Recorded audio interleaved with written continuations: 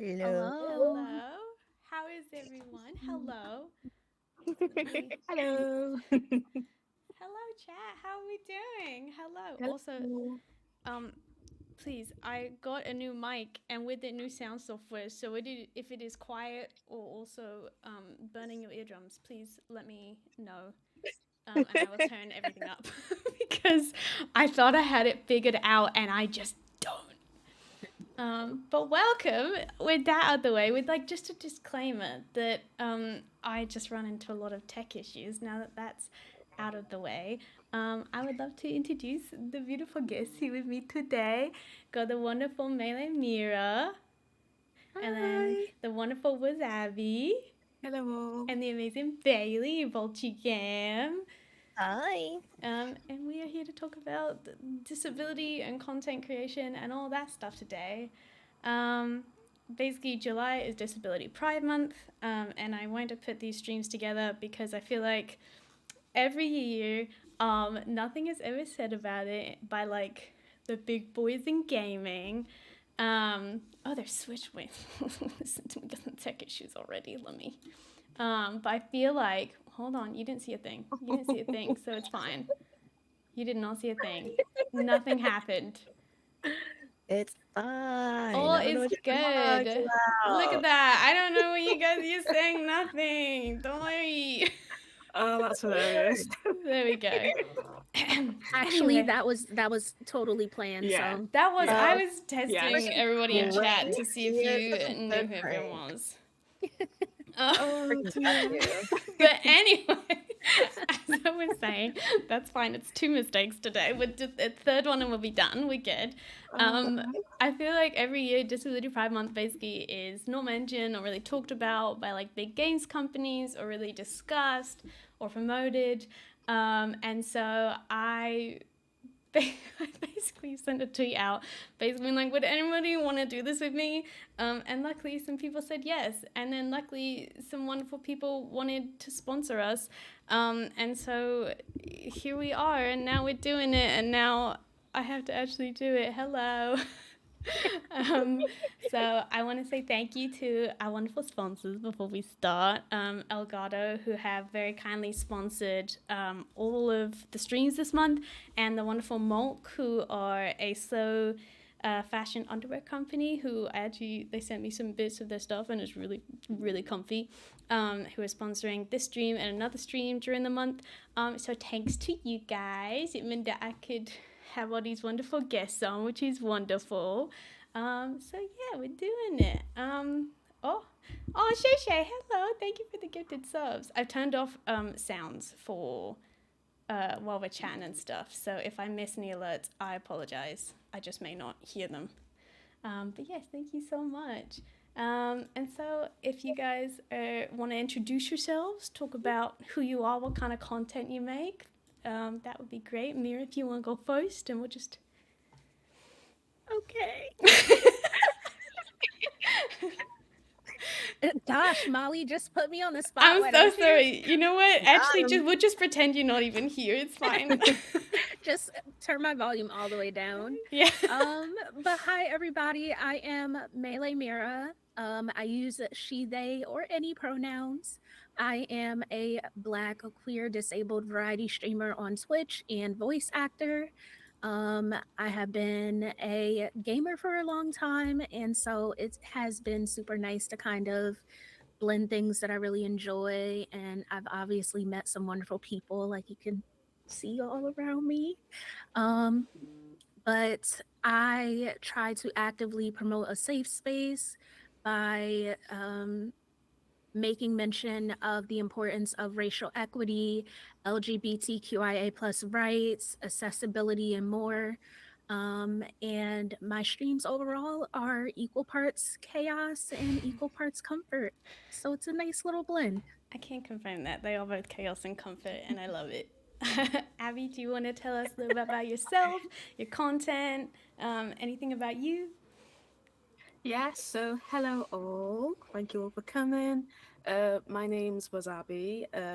I have ADHD and specific learning disabilities. I work full time as an occupational therapist, but I'm also a content creator. It's mainly on games, on the games I enjoy playing, and also a bit of like my own interest as well, such as cosplay, anime, bit of fitness, relatable lifestyle stuff, and also educational stuff, based on ADHD and, learning disabilities as well. So, yeah. I love it. And Bailey, what about you? Tell us about your wonderful self. Hi, I'm Evolsium, or you can call me Bailey. I am a neurodivergent Latina on Twitch. I do a variety of games on my stream, but most importantly, I try to use my space as a way to uplift marginalized people and kind of call each other out whenever we need it and learn from our mistakes and have just giving ourselves a voice that we deserve to have, you know? Mm-hmm. Uh, I am loud. I'm going to be on my best behavior today, but I am usually very loud, very much a potty mouth. But we like to have fun, but you know, sometimes we gotta have a little chaos in there. Thank you so much. And also, chat, you've been so cute. Everyone's like, "Hi, Bailey. Hi, Abby," and I love it. So cute. So thank you. And chat, if you want to introduce yourselves, feel free. Um, All right, but- let's see. We're gonna put little Hux on the spot. Introduce yourself. Actually, Hux is like one of my like closest friends. So you know what, I would be interested in knowing more about them and just getting to know them a little bit better. And so if now that all the introductions are out the way, sorry, I'm really bad at segues, by the way. So if I'm throughout the stream, if I'm just like, and on to the next question, that's because You're I'm fine. terrible at flowing. So yes, on to the first question. I guess I kind of want to sort of ask. This is a bit of like, not a complicated question, but maybe like a bit of an in-depth one. Of how you all would like define being disabled or like having a disability or anything like that, because I think when I was like sitting down and thinking these questions, for me, I did not think of myself as disabled for like a very long time when I very clearly was, because I was just like, I am fine. I can like feed myself and get out of bed, and like at the time I was like, I am in college, I'm doing great, nothing is wrong. And then meanwhile I'm like pooping 14 times a day because I am destroying my body doing it. But I wasn't disabled, so it's fine. So I would just like to know like your guys' opinions, your guys' thoughts on like how you would define disability or being disabled in like a society that very much is like pull yourself up by your bootstraps and like just get on with it, like you're fine. So yeah, very in-depth question, but if anybody has anything they want to input to that, I would love to hear it. If you I hear feel my like, foster cats, no, you didn't. I just saw that. oh my God. I feel like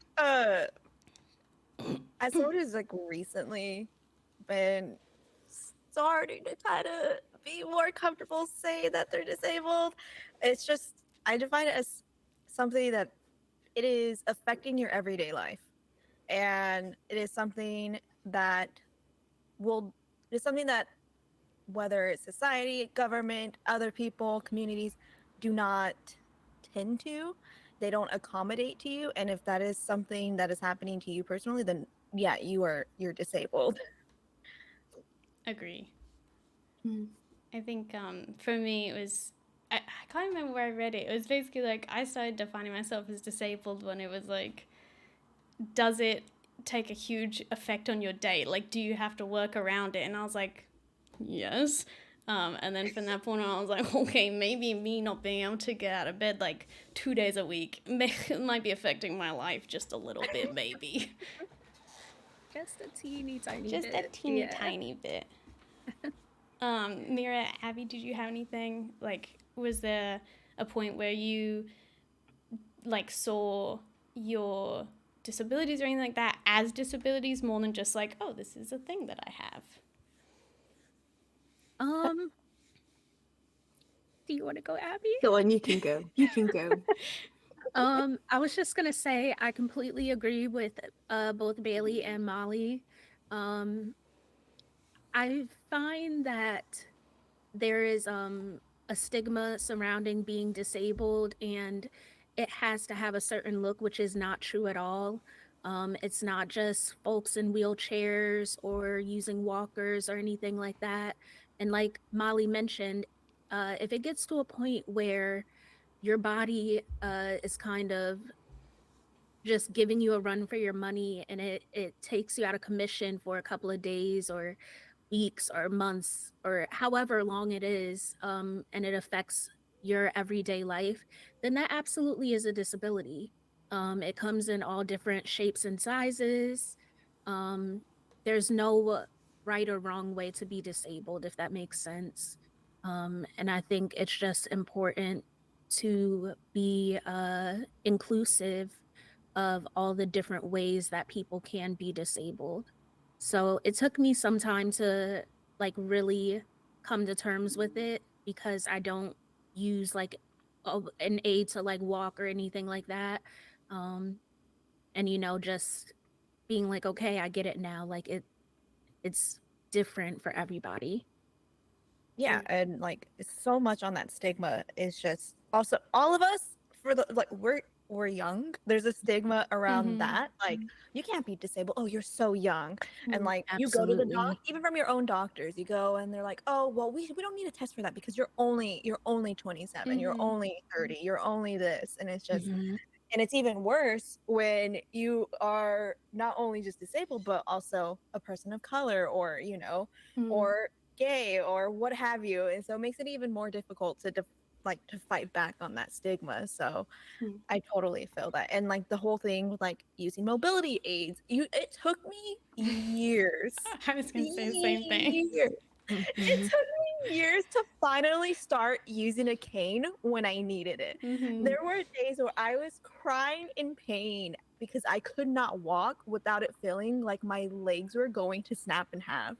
And then finally, like one of my friends was just like, "Here's the cane I use. It's only $30. Please buy it." Like, and now I have to like shift into that and going to the grocery store while using a cane and getting people like looks from people, and I'm just like, Mm. so I still have to push back that little voice in my head that's telling me, "You don't need it. You don't need it." So, yes, Yeah. I do. Yes, I do. Yeah. I feel the same Um, way. No, Abby, you go. Sorry, I didn't want to interrupt. that's okay. How would you personally define? Personally, I would define it as not just a physical impairment, but also a mental impairment as well. And like it's already been mentioned, it substantially impacts your ability to do things you want to do in your, daily lives. And for example, with me, because I do work as an occupational therapist, and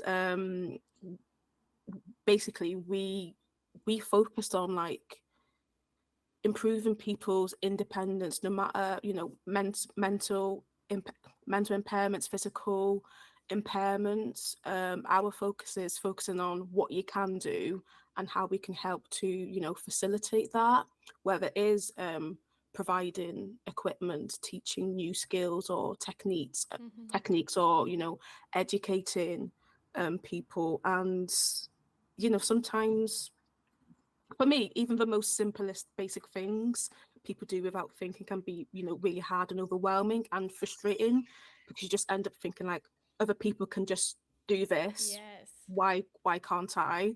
But then when you look at it from a different perspective, for me physically, I seem fine, but mentally, I guess that invisible disability, it can be, also um, impact um, impactful as well. And yeah, for me, I wouldn't have classed myself as a disabled person, but whether, like I mentioned before, whether it's mentally or physically, when it impacts you to the point you can't even do the day-to-day things, it is a disability.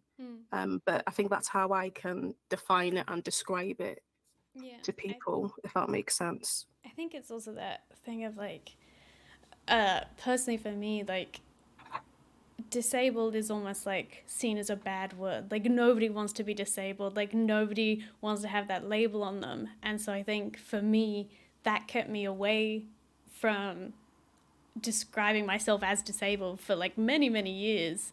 Until I read the definition of like, if it impacts your daily life. And I was like, okay, well, it kind of does. And it took like a long time, like a good few years to sort of undo like the idea of like, who, you know, nobody wants to be disabled. Disabled is a bad thing when really it's just like, it's like neutral. It's not good, it's not bad. It is just, it's like It just being, is. yeah, it's just like being brunette or something like that. Like it just is a description of what you are. And I think it's literally only bad because of the way certain powerful governmental authorities have framed it as like a bad thing. And so I just, yeah, I think it is difficult. And I think like if I can achieve one thing, it is that if it does impact you, like, and you want to describe yourself as disabled, like you can, like if that is something that you want to do, if you think it would help you, I think you don't have to have like a certain level of disability or a certain type of disability or be a certain age or anything like that to define yourself as disabled. If it's going to help you out, if it's going to enable you to like take the next step to like get mobility aids or to get like seek medication or anything like that that you think would help you, like if I could just do the one thing, that would be it. And yeah, really bad segue again. On to the next question. Moving into the content creation stuff.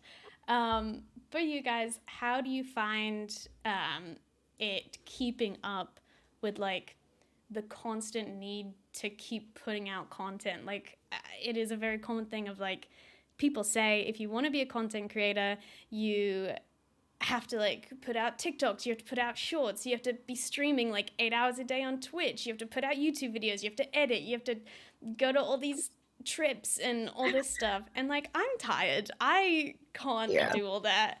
And so for me, I actually tweeted about it I think like last week or something, because I saw tweets from people who I've like not like friends, but like definitely acquaintances within the UK gaming space who are basically talking about how like if you want to be in this business and you want to be successful as a content creator, you have to work, like you have to do it.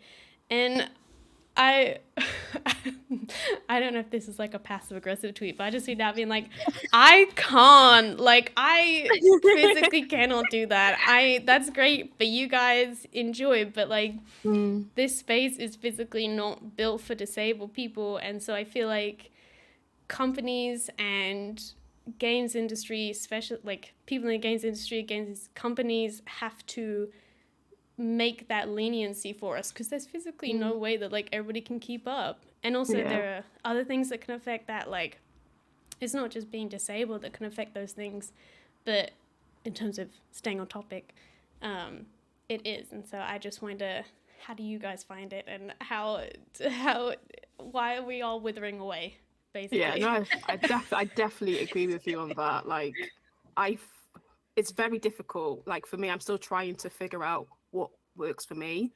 I feel like a lot of it is a bit of trial and error. When it comes to the planning, organizing, time management, etc. You know, it's proper hard out here because not only am I also balancing full-time work, life can be like really lifing at times, and then obviously the social life.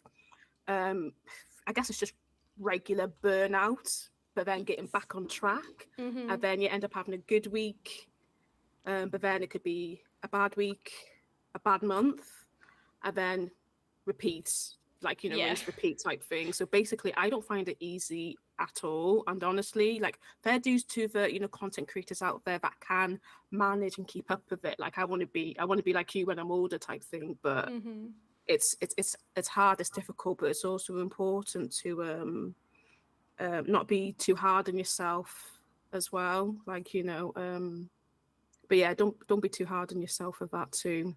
But it's hard to do that. Like easier said than done. I Easier said than done. agree. Absolutely.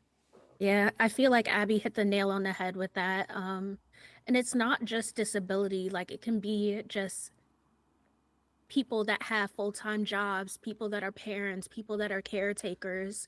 And I think it's very unfortunate. I think it's frustrating that this grind culture and I think people like to phrase it as being consistent when it comes to content creation, and there's nothing wrong with striving for that consistency, but it also completely overlooks people that have disabilities that can't plan out things like weeks or months in advance because we very much we are bound to what our bodies are doing. Mm-hmm. um so much like week to week I have to like break up the tasks or chores that I have around my apartment just because getting out of bed some days is just super hard.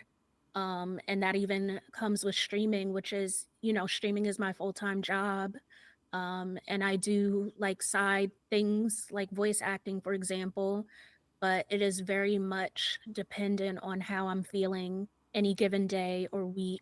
And it is just really it's disheartening to have all these goals and plans and desires, but making it happen, like Abby said, it's a lot easier said than done. Mm-hmm. It is Yeah, the hard. grind culture is toxic and horrible. And every other week, we hop onto Twitter and there's someone else regurgitating the same discourse. Mm-hmm. If you want to make it on so and so platform, you gotta work for it. You gotta earn it. And I hate that mentality so much. It's just like, what do you mean I have to earn it?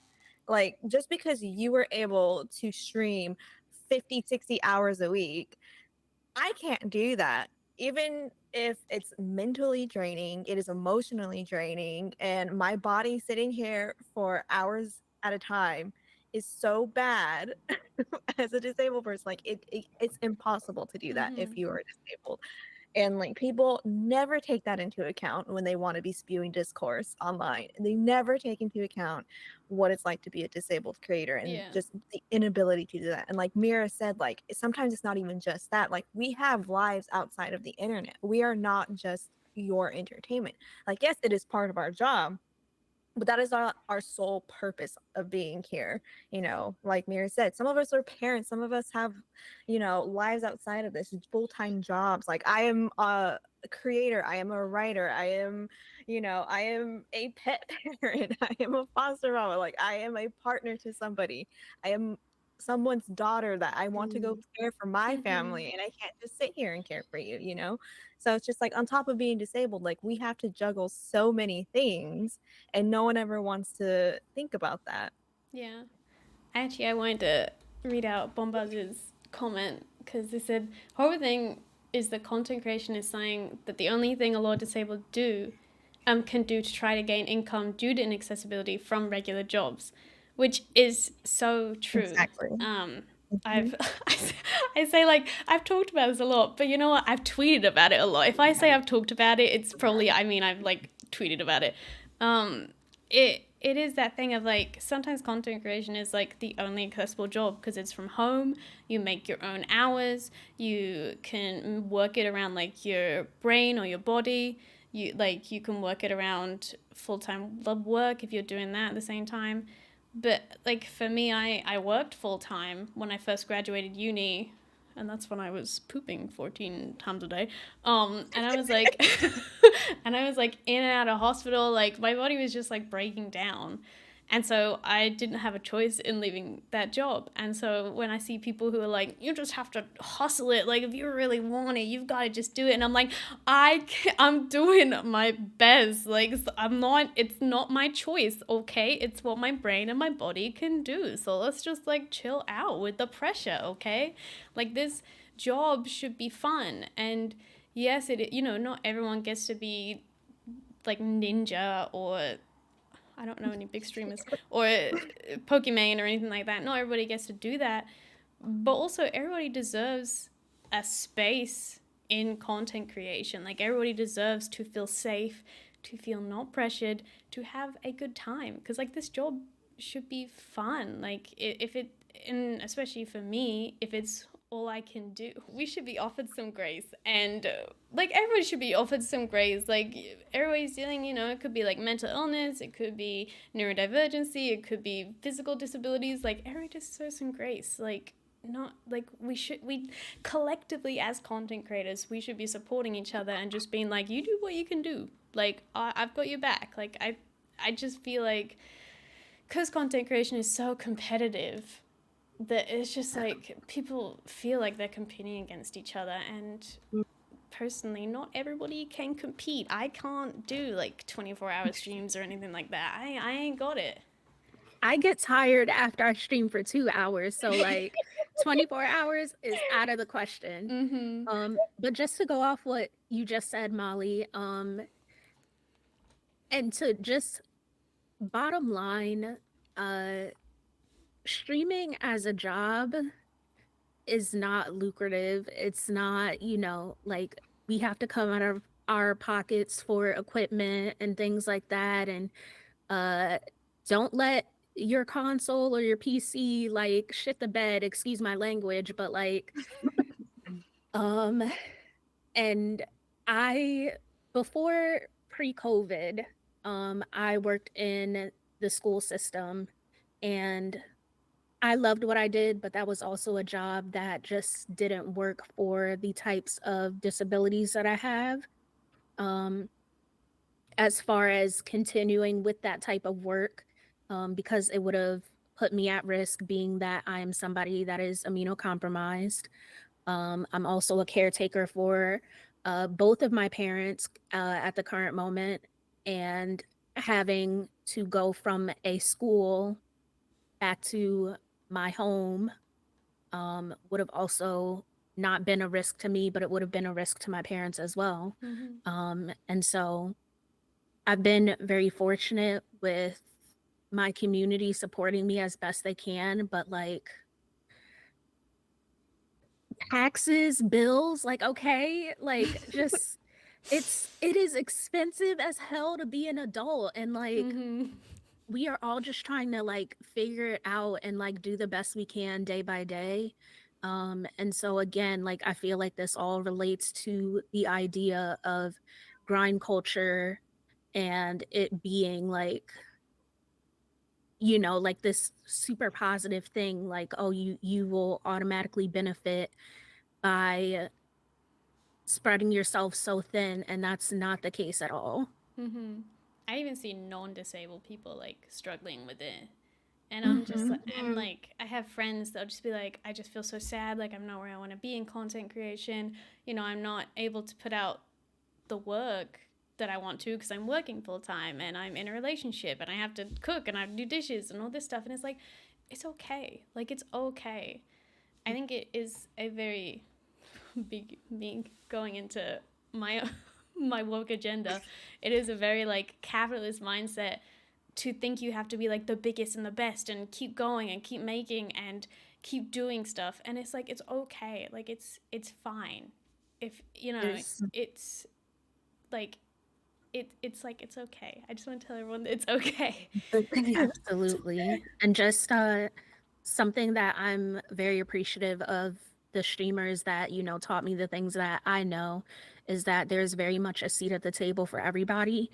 And learning from other content creator friends to listen to your body, disabled or not, and just take care of yourself. You cannot pour from an empty cup, and that is probably the most important thing that I've learned since becoming a content creator. It's longevity, not like a roller coaster up and down. It's like a steady pace of what your brain and body can handle. Because if you do want to be in content creation, disabled or not, ideally you do it for like years, decades, whatever, however long the industry lasts. And I don't, it's not sustainable to be doing like 20-hour streams every day and sleeping like 3 hours. Like it's not sustainable. And so I think Not to understanding. mention, Oh, oh, I'm sorry. no, I was go just for gonna it. say, not to mention that Twitch takes half of our income anyway, so it's Mhm. like, So true. Yeah. So whatever you earn is gone anyway. But it is, yeah, it's hard. Content creation is hard. It's not easy, and sometimes, I mean, for me, it's all I can really do. Like I have to work from home, and so this is sort of where I ended up, and I am very grateful and very thankful for it. But I'm trying also not to die. Yeah, it's like it's unfortunate that this is the way that it's most accessible to us, but at the same time, it's super inaccessible. So Mhm. it's Yeah, like it's this literally. paradox. It's this paradox of like it both being accessible to us and Mm. like for us to be able to be at home and not have to go out into the world, but at the same time, it's just so inaccessible because like there's so many spaces Yeah. that don't want to make room for us. There's so many brands where it's just like if you can't meet these requirements, then we're not going to pay you Mhm. what you want, even though everyone deserves to be paid and I'm putting in work. But it's just it's tiresome. It's Yeah, tiresome. I And think it's it. just I'm sorry, what No, was no, that? no. You go. You go. I was interrupting. No, I was just saying because it's like I have had to turn down jobs because they refuse to accommodate, you know? And they're like, well, you get this many strikes, you're out, you're fired. It's just like they work on a strike system, or like, oh, sorry, you have to stand for 8 hours a day. You can't sit, you're going to have to stand in this place. And I'm like, I can't do that. Like, I'm so sorry. I cannot do that. So it's just, but then so I have to fall back on the accessibility of being online. But if you don't, and being neurodivergent is like another invisible disability that people don't like to talk about, which Mm. is just another way where it's just one more thing that you have to think about when you're in content creation, because not many brands and some communities don't even really see it as a disability. They're like, Mhm. Mm. oh, well, you're neurodivergent. Well, that's whatever. Can you still do this like 10,000 tasks for me? Yeah, Mm. Like, no, I can't. I'm sorry.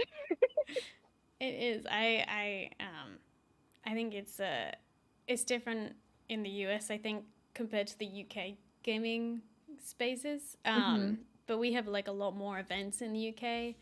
Um, but they are mainly based all in London, which I know for like Abby is like Abby lives in Wales, so like even just companies just being like, we'll just have all of our events in London because that's where everybody lives, obviously, and that's where all content creators are, is inaccessible in itself. Like if Mm. I'm very lucky that I live like I'm able to get to London within like an hour, 2 hours, but were like outside of that, if I didn't, there's no way I'd be able to go to any events. Like there's no way Mm. I'd be able to get on a train ride every time. Like and there's sorry, I lost my train of thought there. But basically, even if events themselves are accessible, getting to them may not be. Like they may be close to say a tube station in London, but it's still going to be like a 15-20 minute walk from that tube station.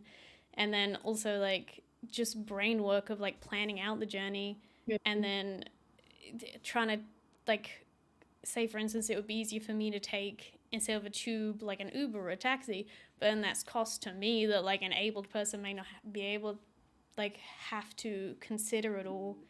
And so a big thing I try and advocate for is if you are hosting an event, if anybody is watching and is part of a game company and you're hosting an event, covering your attendees' travel is like the top thing you can do, because it doesn't just help disabled people, it helps people from like different socioeconomic backgrounds, it helps people from Mm. different geographical locations. Like it just makes your event more accessible to cover travel. Okay, that was like a really long-winded way of saying that. But I know that doesn't necessarily apply to the US because like you guys are like huge over there. Mm. Yeah. But I mean, it's the same thing because, like, if all of our events, like, just recently, we started getting more and more tech things in, like, Austin, Houston, mm, Texas. I don't live there, but, like, that, but forever, it's always been Los Angeles, New York City, and that's it.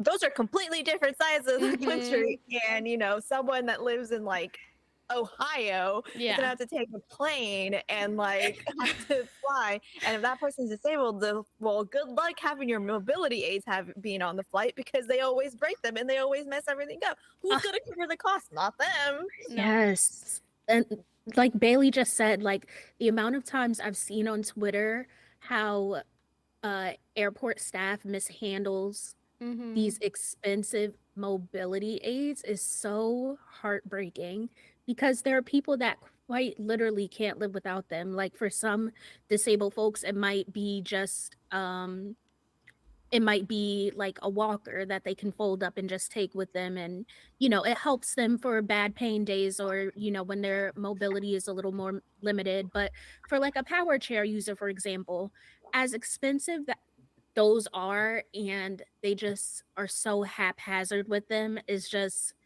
it's mind-blowing, like how little care and consideration is put into the disability community as a whole, and it's just really disappointing to see. Yeah, I think so. I wanted to look at Jen's question, was that is there an added barrier when content creation itself isn't seen as a valid or recognized career in a lot of contexts? And I want to say yes and no, in that it's an added barrier, I would say, in terms of if after the pandemic started, obviously a lot of stuff went work from home, which was great because that made stuff more accessible for neurodivergent and physically disabled people. And so now, like for instance, in my case, I was able to start applying for jobs because they were work from home, which meant that I could actually do them. But because content creation itself isn't, unless you're like a big content creator or you've done a lot of events or you have connections, I feel like it is not necessarily seen as like a proper job. It is just like, oh, so you took some time off work for a little while and now you're trying to come back and you had a little fun on Twitch. And I'm like, well, yeah, I mean, I put the hours in and I made my own graphics and I did all my own video editing and did my own community management. But I guess, yeah, it was just a load of fun. Thank you. Just a little tee hee ha ha, Yeah, just like a little bit of fun for a few years. It's I fine. put my blood, sweat, and tears into this, but yeah, sure, Yeah. fun.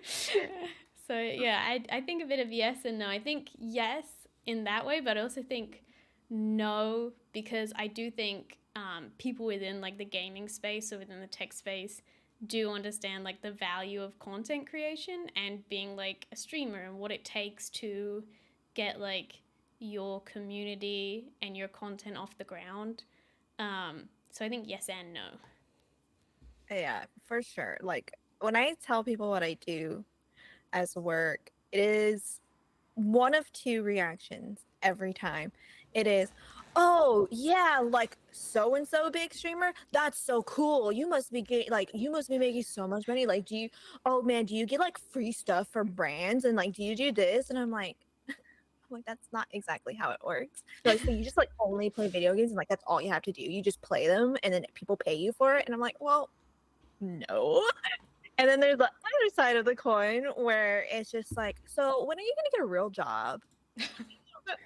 Or like, and I'm just like, oh my god, you can't win either way. Like there's people that don't want to like help you and support you because they already think that like it's this glamorous thing where you're already making a lot of money, and then there's others where they don't want to help and support you because they're thinking that it's not valid and you need to go find a real job.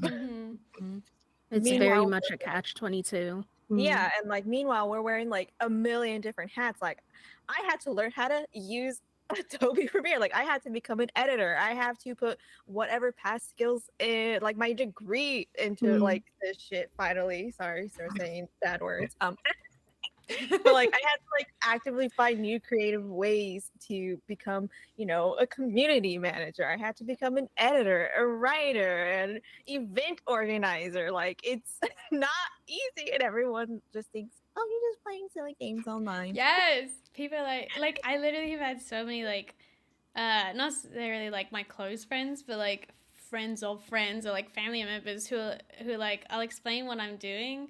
Like they'll be like, oh, what have you been up to? And I'll tell them. They'll be like, well, I just thought you turned on the computer and like played your little games. And I'm like, no, but thank you. No, Dad, be quiet. Now, if I strangle you, I would be the bad person, right? Yeah. I think yeah, it is like very much the same in like a lot of creative jobs where it's just like, for instance, like artists is like, oh, you just paint pretty pictures all day, and it's like, well, yeah, I mean, I had to like do my own community management and like take my own product photos and like be a freaking web designer, but yeah, I guess like I'm just sitting here painting pretty pictures. That's fine. When you're doing like when you and then like you have to like promo yourself, like you are like you are the one thing that you have to sell, you know, like you Yeah. are the product. And so it's like, so now I'm an editor, I'm a model, I'm a photographer. You're your own hype man, basically. Like you're literally doing everything. Me filling out my LinkedIn. I've learned that in the last year. I am like, I have to be my own hype man because no one else is gonna be. So I'm just like, I am the best thing ever. I'm so good at my job. Like I just My boss doing says great. I get an A+. Hats off on that. Yeah. Yeah. Wait, what was that for? I do the same line over and over for 30 minutes. Oh, on digital art and stuff. Just drawing the same line forever.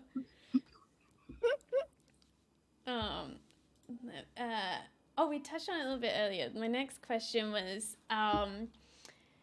how like Bailey, you were talking about how neurodivergence in jobs isn't necessarily like factored into like accessibility needs and stuff like that, or for jobs in space in general. And I guess I just sort of wanted to talk a little bit more about that if we had any more to say on the topic, because I definitely feel like this is weird to say because I don't really talk about it much, but like I was diagnosed autistic earlier this year, and like I think I very much had a harder time coming to terms with talking to people about that than I did about like my EDS, so like my physical disabilities and stuff like that. And I feel like, I don't know if it's different in the US, but I definitely feel like in the UK, stuff like mental illness or neurodivergence is more stigmatized even than like physical disabilities. And I don't know if that is just because people can like quote unquote see physical disabilities, like if you're in a wheelchair or you have an aid or like have to take painkillers or anything like that. I feel like it's because people have like this tangible evidence of it. It's more accepted than like mental illness or neurodivergence in a way. It's a wild thing. Because like I don't feel like one is more or less stigmatized. They are stigmatized in their own unique ways. It sounds like a lot more positive than it actually is. But they're stigmatized in different ways. So like I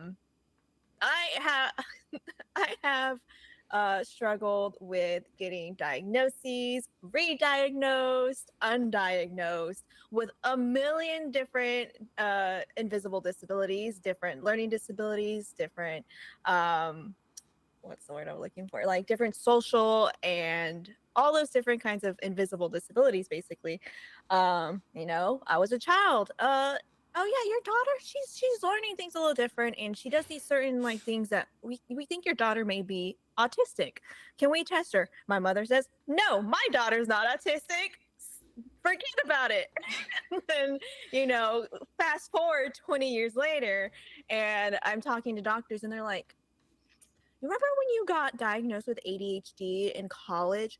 Yeah, we don't think it might be ADHD. We think you're autistic. And then, then you go see another doctor. We don't think you're autistic. We think you have OCD. So it's just like this constant like thing. I'm like, and they never stop to think like, hey, maybe I could have all of it at the same time. Yeah. So it's been, for me, that process has been really rough. But like invisible disabilities in like workplaces and online is it's rough. I feel like because they are such a wide spectrum. You know, my autistic tendencies are not going to be same as Mira's autistic tendencies, you know. Mine I might get overstimulated more by sound. Someone else might get more overstimulated by lights and things like that. And no one really wants to accommodate to that. And I feel sometimes bad going to other content creators like streams and whatnot. And I'm like, I cannot be here. I am so sorry. I want to support you. You're an amazing person, but I cannot be here because you have flashing lights. You have 10,000 sounds. And I'm like, I can't handle that. I will break down, you know? Yeah. And then I also have a tendency to, be on the louder side of the spectrum. I tend to be loud. I have no filter, and I have resting bitch slash autistic face. They're like, she's too mean, she's too forward, she's too crude, she says these things, and brands don't like it. They do not like it one bit when you tell it how it is. And like, that is kind of where I'm at. And so I don't get to be in a lot of spaces because the way my neurodiversities are too much. Yes. Yeah. I feel that. And Yeah. just to go off of what Bailey was saying, like there's so many comorbidities when it comes to a lot of neurodivergent things. And for myself personally, I am 29 years old. I turned 29 this year. And this was the first time that I felt validated with a diagnosis. I got an ADHD diagnosis, I got an autism diagnosis. But all throughout schooling, like my primary school years, I struggled a lot. I have also been diagnosed with a learning disability, and that was something that I didn't find out until I was about to graduate high school. Um, I think there's also a huge problem with it being that case studies tend to focus on people that are assigned male at birth. And just this whole idea that people present in different ways, which is absolutely true, but there needs to be equal studies because, like Bailey said, the way that I present is going to be different from the way that she presents, or the way that Abby presents, or the way that Molly presents. It comes in so many different shapes and sizes. And, I feel like there is this huge disservice that is done to people that are neurodivergent because they don't exhibit the typical signs or symptoms, and then they just wind up falling through the cracks. It is No, I hard. agree with you. No, you go, Abby. I didn't want to interrupt. That's all right. Just to add to what Mira has said, because I do have a few information here because so basically, I was diagnosed with specific learning disabilities and ADHD when I was halfway through my master's. So I was 26. So that's when I was diagnosed, and it's like, I guess you go through an emotions as well, where I feel like a lot of people will be able to rate. At first it's shock, and then it's kind of like, relief, be like, okay, this, now I understand why I do the things I do, why I was struggling, and this and that, and it explains a lot of things.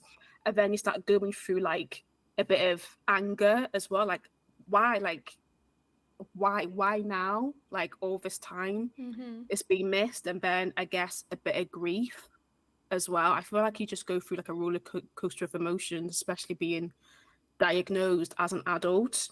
And as part of my masters, because I was failing everything, and it wasn't until one of my tutors was like, by the way, Abby, I think you should get yourself checked out, and I did, and that's how everything got the ball rolling. Still a struggle, but where was I going with this?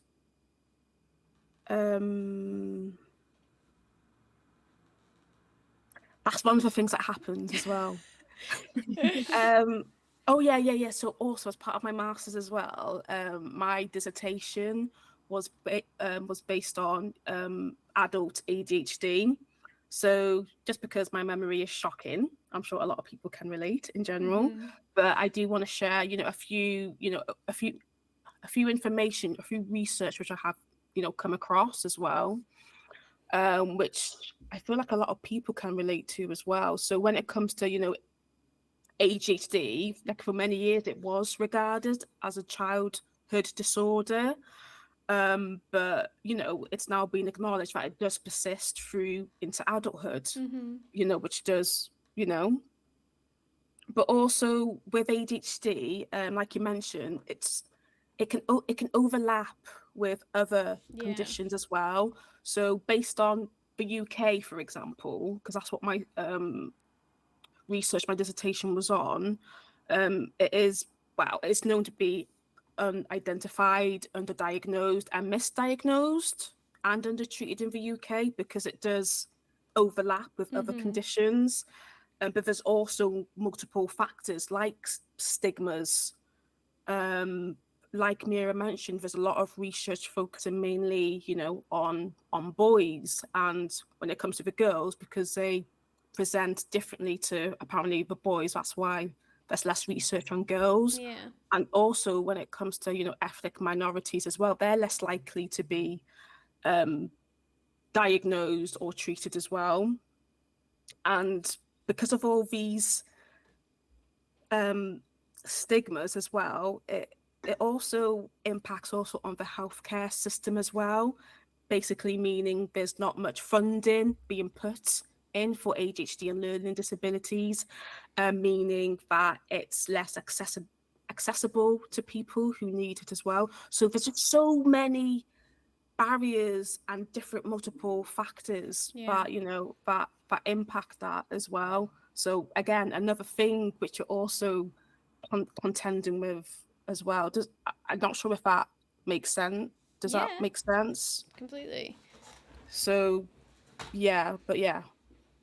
but no, it was interesting to come across those type of information on what's going on in the world, but more needs to be done. Basically, more needs to be done, 100%. especially when it comes to research as well. So yeah, And taking intersectionality into mind, which they almost never do. Just repeating what you both have said, or all three of you have said, just that it's always white cis men. That's always what it is. It's always white cis men. And when you're femme presenting, it's always going to be, well, that's just how they are. So, my tendencies of repetitiveness or organization or all these things, when they start leaning into almost a toxic territory, it's just that is the job of a woman. That is what they do. They are supposed to be the organized ones, and enabling these bad tendencies for, As male if they're presenting. good things. Yes. Yeah. It is I think it is one of those things of like, even because of like the media representation we have for stuff like autism and ADHD, it was actually a friend that brought it up to me. Was like, they were diagnosed autistic years ago, and we've been friends for a while, and they were like, just to let you know, I think you might be autistic. Maybe you might want to look into that. And I was like, nah, that can't be me. Me with my autistic friends. Yeah, like, definitely. Yeah. Like, when you start to learn more and know more about it, yeah, like, you start seeing it in other people, and you don't want to be that person. So, by the way, but it's like, just so you know, that's literally why I decided to go for a diagnosis, is because all of my ADHD and autistic friends are like, they have like idiosyncrasies, for lack of a better term, and I'm like, I do that. In fact, I do that a lot, and I'm just like, oh, I remember I need to go get tested. Someone in my community, some of you might be familiar with Resquache, who is autistic. There was like a one day where I was like describing something. I don't even remember what I was talking about. I was just like, yeah, I have to do it this way every single day, because otherwise, if I don't do it, I fall apart. And they were like, Bailey, are you autistic? And I was like, my finger over the delete message. I was like, wait, are you seriously asking? And they're like, yeah, because I'm autistic, and that sounds like you're autistic. Like, are you dragging me? Or are you being serious right now? Yeah. And that was like 5 years ago, and I was like, oh, okay. You ever find that you like attract people? Like, I think you attract other neurodivergent people as well. It's a common thing. I think because you can relate. Like if you're like, oh, I couldn't get dressed today because like my socks felt weird on my feet. Your friends would be like, yeah, no, I feel that. That makes sense. Yeah, that's great. My socks inside out as a kid because the little inseam on the inside drive me up a wall. Yeah. And my mom would be like, stop turning your socks inside. I was like, they don't feel right. Yeah. I'm like one of those that's a rocker as well. I like swing. Yes, even I in always, work, yeah. I'm like, or nah. I shake my leg a lot. Oh yeah, I do I'm that. literally I'm in this picture and I don't like it. I rock a lot too, and I was like, I looked at myself right now, right as you said, I was like, oh no. Like normally, I'm like, I have to stay still. I have to stay still because like that's what masking as well, isn't it? Yeah, we're forced to mask, and so they're like, "Are you okay? Are you okay?" And I'm like, "What are you talking about?" As I'm, as I'm faking and rocking back and forth, like. Oh dear. And it is. I was that kid that hated the socks that have like the individual toesies too. Oh yeah, I think everybody is. Those are gross. If you like Get them away from me.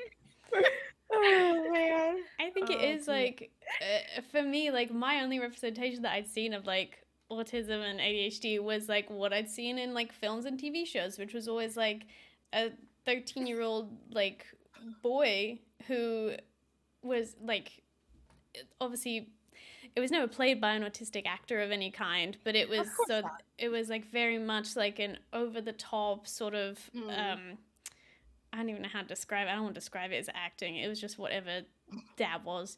That was very common in the 2000s. And so when said friend like suggested it to me, I was like, that could not be me. I do not have those traits. I do not have any of that. And then I started doing more research into it, and I was like, okay, maybe like this rings a little bit true. Like maybe I did get up at 5 a.m. every day and transcribe the entire script of the movie Grease. Like maybe that was me.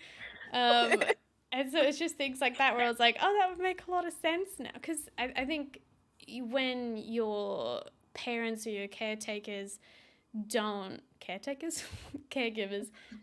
like know this stuff, and because I would say only with like our generation that it's come more to light that like the neurodivergency presents in such different ways. I think our like the generation above us, for them it was just like, oh, you're a little quirky, you just sitting in the corner just playing by yourself doing nothing, just like writing out an entire book. It's just not the manic pixie dream girl. It is just I just wanted to mention too, because I feel like it's so related to like the stigma that we were talking about earlier. And I never watched the show, but I saw on Twitter, and this was probably like a year ago. You know what I'm about to say, don't you? It was an episode of Girl Meets World. I never watched it. It was, I don't know the characters' names, but it was a young boy, and he was saying how his parents were going to get him tested for like autism or whatever. Where he was like, oh yeah, my parents think I'm autistic. And then Rowan Blanchard, you know, I don't know her character's name. Riley. I unfortunately know all their names. Okay. but Riley had like the most like disgusted reaction. She was like, no, you're not. And I was just like, yeah. I think I saw the clip on TikTok that you're talking about. Oh my gosh. I was like grabbing his shoulders. Yes. She was like, let's go tell them you're not. And I'm like, it's okay if he's autistic.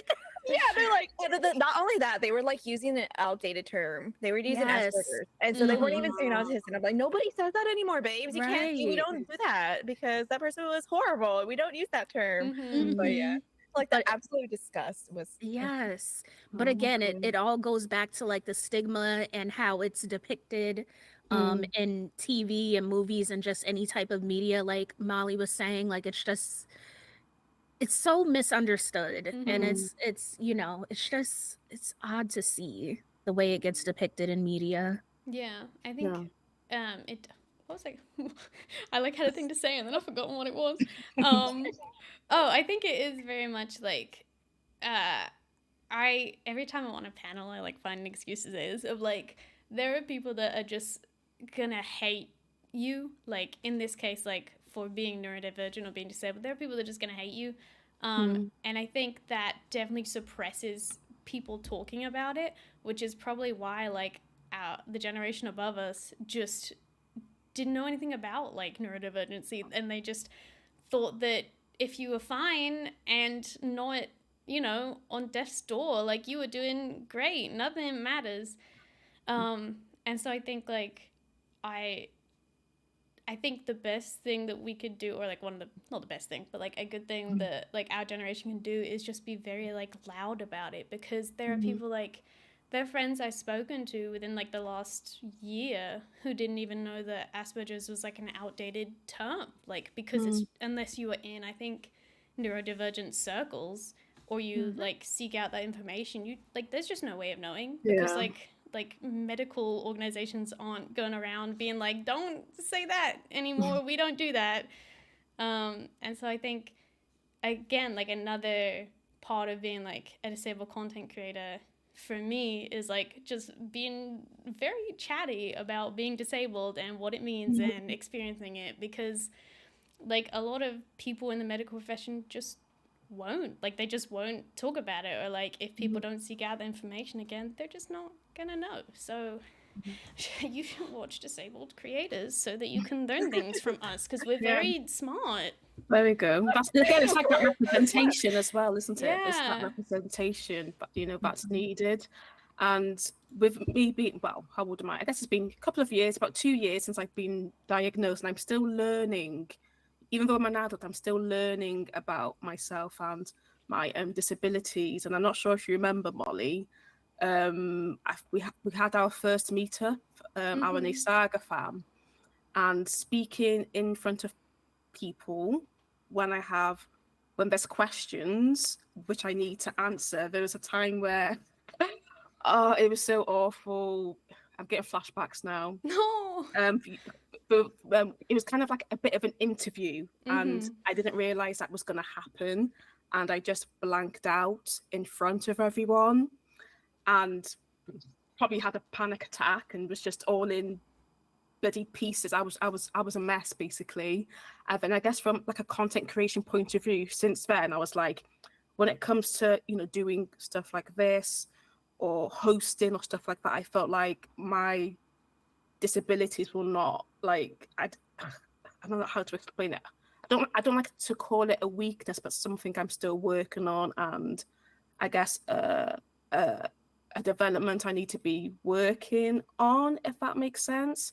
I'm just trying to kind of like relate it to like content creation. So when it comes to stuff like this, I do find it so difficult, that processing, knowing what you want to say, but it just doesn't come out right in words, and then the blanking, and then the anxiety, and then it's like so I guess as part of, you know, content creating, when it comes to that type of things, I feel like I would be struggling with, and I would tend to kind of like, you know, stay away from, if that makes sense. Yeah. But it'd be interesting to know if other people have been in that situation, or how do they handle it, or what stuff or tips do they do, try to, you know, to be better with doing stuff like that, if that makes sense. But that is actually perfect, because that's the segue to the next question. Is like, what would make your life easier as a disabled content creator? So I guess like similarly to what you were saying, were you? I guess in terms of being disabled, I think there are often times where there's like a fine line between pushing yourself, like, and being like, my disability or like my neurodivergence stops me from doing this, so do I push through it, or do I sort of accommodate myself and say like, no, that's too far past the boundary, kind of thing. And I guess like for example, events again are like my worst nightmare, like going to gaming events. I am just not good in like face-to-face social situations. Like I really struggle to have like spur of the moment conversations. Like I'm really bad at small talk. I can't, like I my brain just goes blank. Like I literally don't, I can't do it unless you struggle with it, you won't quite understand like how it feels and how your brain just goes completely blank. um and so I think like in terms of pushing myself, like I definitely push myself to go to events. Like I know that it is beneficial to my career and my job and all that to be seen at events, to like do all the PR stuff, but I would so much rather just sit at home with my little dog and not do anything. But I think that's like one of the things I push myself to do. But it would be so helpful for me if like companies did more virtual events, or even just gave more like information ahead of events. So like a list of like creators that are going to be there, so I know if like other people I know are going to be there, and like I can script questions beforehand would be so handy, because I can be like, oh, I know that person. I know that at one point they talked about their cat, and so I can ask them about their cat again. That'd be so great. I'll practice that on the way there. That's so good. And so I don't know if there's anything for you guys that like between pushing yourselves or something that would help you as a content creator that you have. I like the thing that you brought up though. Like, I read this about this person, so I'm gonna bring it up. And like, I remember when you were organizing this, I even asked you, I was like, can we get like stuff on them? Like, can I at least get their profiles and whatnot so I can see what they do, you know? Like, are they a VTuber? You know, are they variety? Do they only stream Dead by Daylight? Like, I want to know. I want to know what they're doing so that I can be ready, because it's like that mental preparedness and the space that we need. It's a comfort and it makes us feel safe. And just jumping into something is like, it's terrifying. And I have to say, like, you doing this has been like the most accessible it has ever felt whenever I have been asked to do something. You know, whenever I ask to either co-stream or, you know, do a sponsor or something, like this has been like the most accessible and comfortable. And I'm like, part of it is like, okay, you're my friend, you know. But another thing is 100%. the fact that you were like, here are the questions that we're going to be covering. There's no surprises. Here are the people you're going to be on the stream with. Here are their profiles. Here's a little something about them. And I was just like, this is amazing. I don't have to go in full of anxiety. I know at least something and I know what to expect. But definitely virtual things. I would love to have more virtual spaces than Same in here. person. Oh man, it's too much. It's too much. It is. I was on a Pride stream. Well, I hosted a Pride stream like I think last week, and one of the topics I brought up was how to make, like, this is going off on a tangent, but I promise it's applicable. How to make like LGBT Pride more accessible to disabled people, and one of my things was yeah. That was a yes to Abby. And I one of the things I talked about was how to make it more accessible for disabled people, and I mentioned like virtual events. Like I felt like during lockdown in the UK, people put on virtual Pride events, and I was like, well, why don't you still do that? Like I understand that like able people want to have their parades and they want to like have the marches and stuff, and like I'm cool with that, but I can't partake in that. And so it'd be really cool if like organizers of, say, the London Pride, which is like one of the biggest Pride events in the UK, also were like, we're also hosting a virtual event for anyone that either can't travel to London, doesn't want to be in big crowds, can't walk all this way. Like for anyone like that, if you want to do that, then we'll host this event too. And I just think like, why don't people do more virtual events? Like it is good for people in different geographical locations, like people who might not be able to afford travel. And so I'm gonna keep saying it because I'm hoping that eventually some sort of PR or games company will be watching and they'll do it.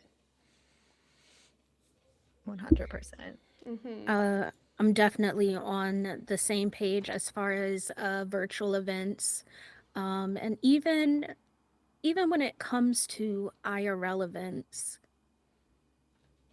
it is not safe for disabled people.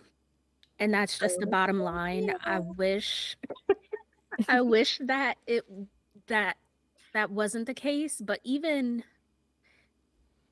and I might get crucified by Mr. Twitch for saying this, but like what was it, TwitchCon last year, Don't even get me where started. somebody got injured in the foam pit or whatever it Really? was. Mhm. I saw on Twitter how Oh, I remember that. Yes. somebody who had a service dog, and of course, people coming up and petting it, and even Twitch staff or like security at the venue were like, you can't have animals in here, even though the dog had on the vest that says working service animal. And it's just like, give us something, like make us feel included somehow, some way. Yeah. We already know that accessibility and consideration for the disabled community is already an afterthought, but it's like, even when we kind of leave our comfort zone, so to speak, and we attend these events in person, it's still like pulling teeth just to try and get even the slightest bit of accommodation. So I would like for people to be more mindful that, you never know who is attending these events. And like we've been saying all stream long, that there are invisible disabilities. That doesn't make those people less disabled. Yeah. So either focus more on having online events or focus on being better for the disabled community for IRL events. Agreed. Mhm. I think also. Yeah. Oh, sorry. You go. Oh, I just wanted to talk about TwitchCon. I've only been to 2 TwitchCons, one 2019 and one last year. I didn't even buy a ticket actually last year. I was just kind of out and about in the convention area. But the reason I didn't buy a ticket for last year is because they absolutely refused to actually enforce mask mandates. And then also from what I saw from 2019 was they do the bare minimum when it comes to accessibility. There was little to no seating throughout the convention center. So there was nowhere to really rest. If you wanted to sit down, you would have to find the very sparse tables to sit down at or sit on the floor. There was a one point where I had to sit on the floor to eat my lunch inside the convention center. Yum. And also elevators, they don't always close them off for only those that need them. So there would be people using wheelchairs and power chairs and whatnot that would have to be waiting forever to be able to use a elevator so that they could get upstairs. And so it was a lot. It's too much. And I remember when I went last year, I was so happy that I did not actually buy a ticket, unfortunately, because when I would show up, there would people, as soon as they walked out of the convention center doors, rip off their masks and try to talk to me. People, some of them weren't even wearing masks in the first place, and it was not great seeing that. There was at one point where I was like, "Hey, it's me," and like I guess they didn't like hear me say my name because it's loud. Yeah. Sometimes you have to repeat yourself. But they were just like, "Hold on, who are you? Can you take off your mask?" And I was like, No, "It's that's me, why it's on. Jam. It's me," and it was just like. I can't take off my mask. I'm sorry. You were just at a very crowded convention center. I don't know what you have. Uh, carrying on you. So no, I cannot. So it's just it gets very performative too. People be like, you need masks, you need to wear a mask in public, but then they go to crowded events and they just forget everything because they want to appease to brands, and it's rough. And so every time I saw a panel that someone was wearing mask even at the panel, I was just like, thank you so much. And after the event, everyone coming forward being like, "Oh, I got COVID. I got COVID." I'm like, I wonder how. Meanwhile, me and the group that I was with, we every time, even if we were outside, we're wearing masks like constantly. None of us got COVID. And like Mira visiting for my birthday during the pandemic at one point, none of us got COVID because we all wore masks when we were transporting and doing things and, stayed away from public places. So it's like, it's possible to do events if you just wear a mask and have Mhm. ventilation and do outdoor things. It's not Yes. impossible. So brands, please remember that. I think also oh, sorry, did I interrupt someone? No, you're good. Oh no, I was gonna say in terms of I guess this is related, but not directly like event accessibility related. At TwitchCon, but I've only been to one TwitchCon. I went to like the first year they did the Europe one. I think that was either 2018 or 2019. I can't remember. And I remember them doing panels on diversity and also like on disability. However, this is just like a side note. The only people, I believe, I don't know if it's changed now, but I think at that time, the only people who could arrange or be on panels were Twitch partners, which obviously, for reasons that we have spoken about earlier in this stream, not a lot of disabled people probably have the possibility to either do the hours or put the time in to become Twitch partners, to organize panels on disability or to be on panels about disability under Twitch's rules, because it's a barrier in the way of like the hustle culture of content creation. And so I just found it quite ironic that we were having these panels on diversity when, people of color are less likely to be partners than like white people. Like the top earners on Twitch are majority white.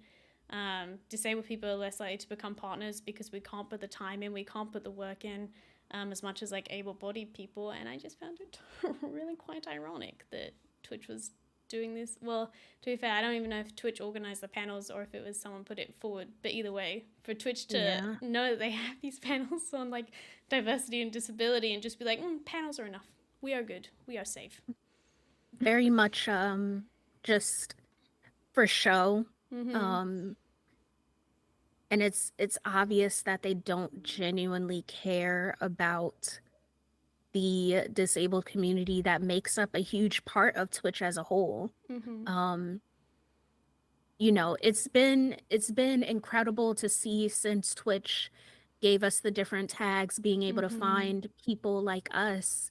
But it also just goes to show, because there are so many excellent disabled creators or creators of color that have the energy and that genuinely care about their communities and put their best foot forward. But like you said, there's obviously a very disproportionate amount of disabled partners or partners of color. And it's because, again, it all is just like the snowball effect of grind culture at the very root of it being the issue.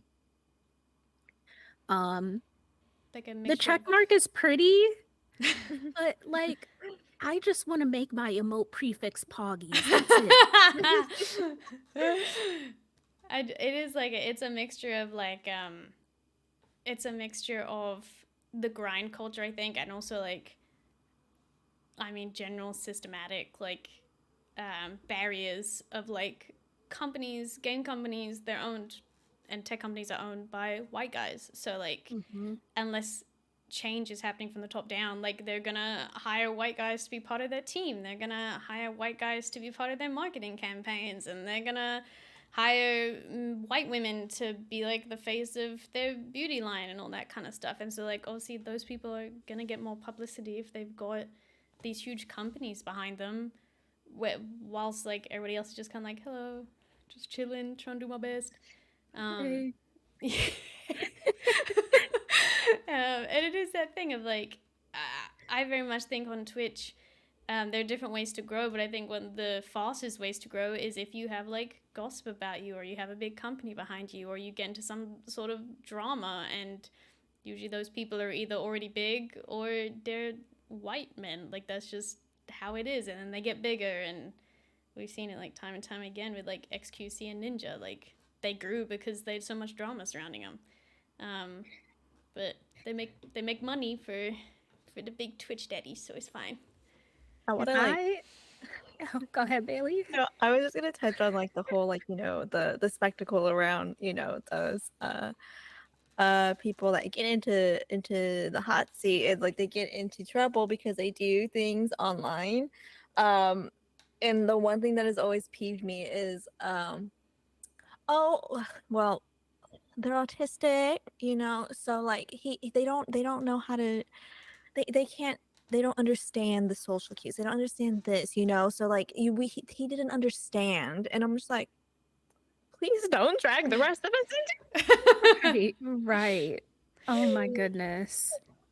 And it's not to say that, they're obviously like sometimes, and I'm, speaking for myself, like I don't pick up on social cues all the time, but that does not excuse when I feel like saying a faux pas makes it seem so like lackadaisical, but for lack of a better term, like it doesn't excuse my behavior or the things that I say, like just because I have, I fall under the umbrella of being neurodivergent, I still am responsible for my actions, for my behavior, for the people I keep around me.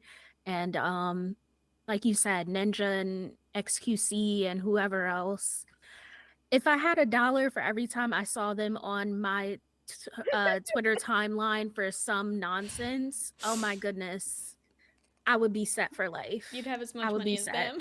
Right.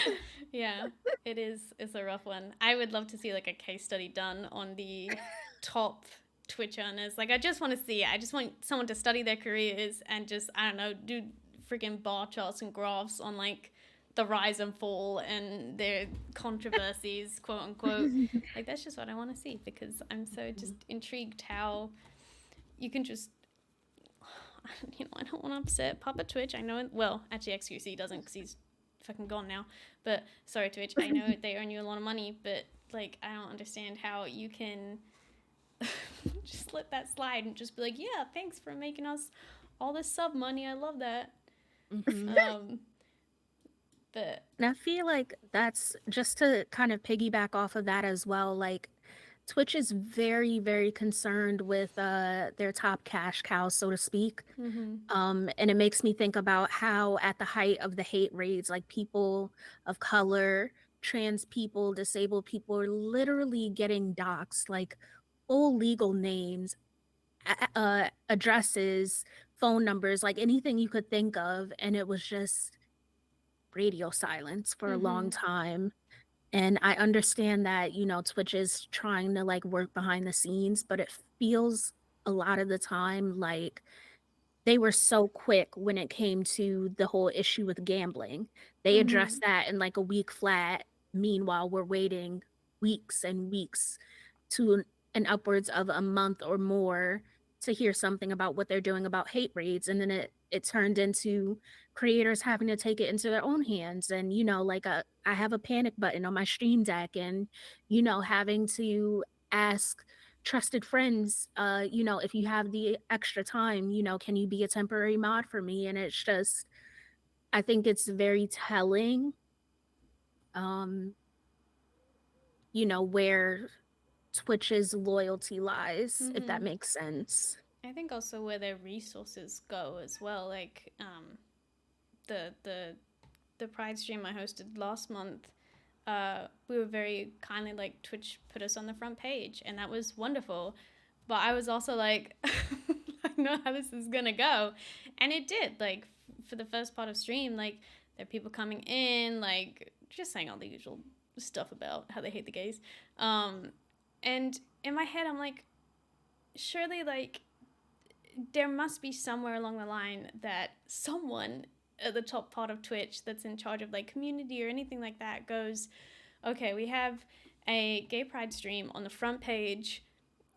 Stuff's gonna we know it's gonna happen, so we should maybe have, like, a mod team on hand, like a Twitch mod team, to look at that, who can, like, instantly deal with this stuff rather than, like, the streamer themselves. Like, it's such a simple thing to do to just help out the community. Like, you know how it's gonna go. Like, you know you know your clientele on Twitch. Like, everybody knows it. Yeah.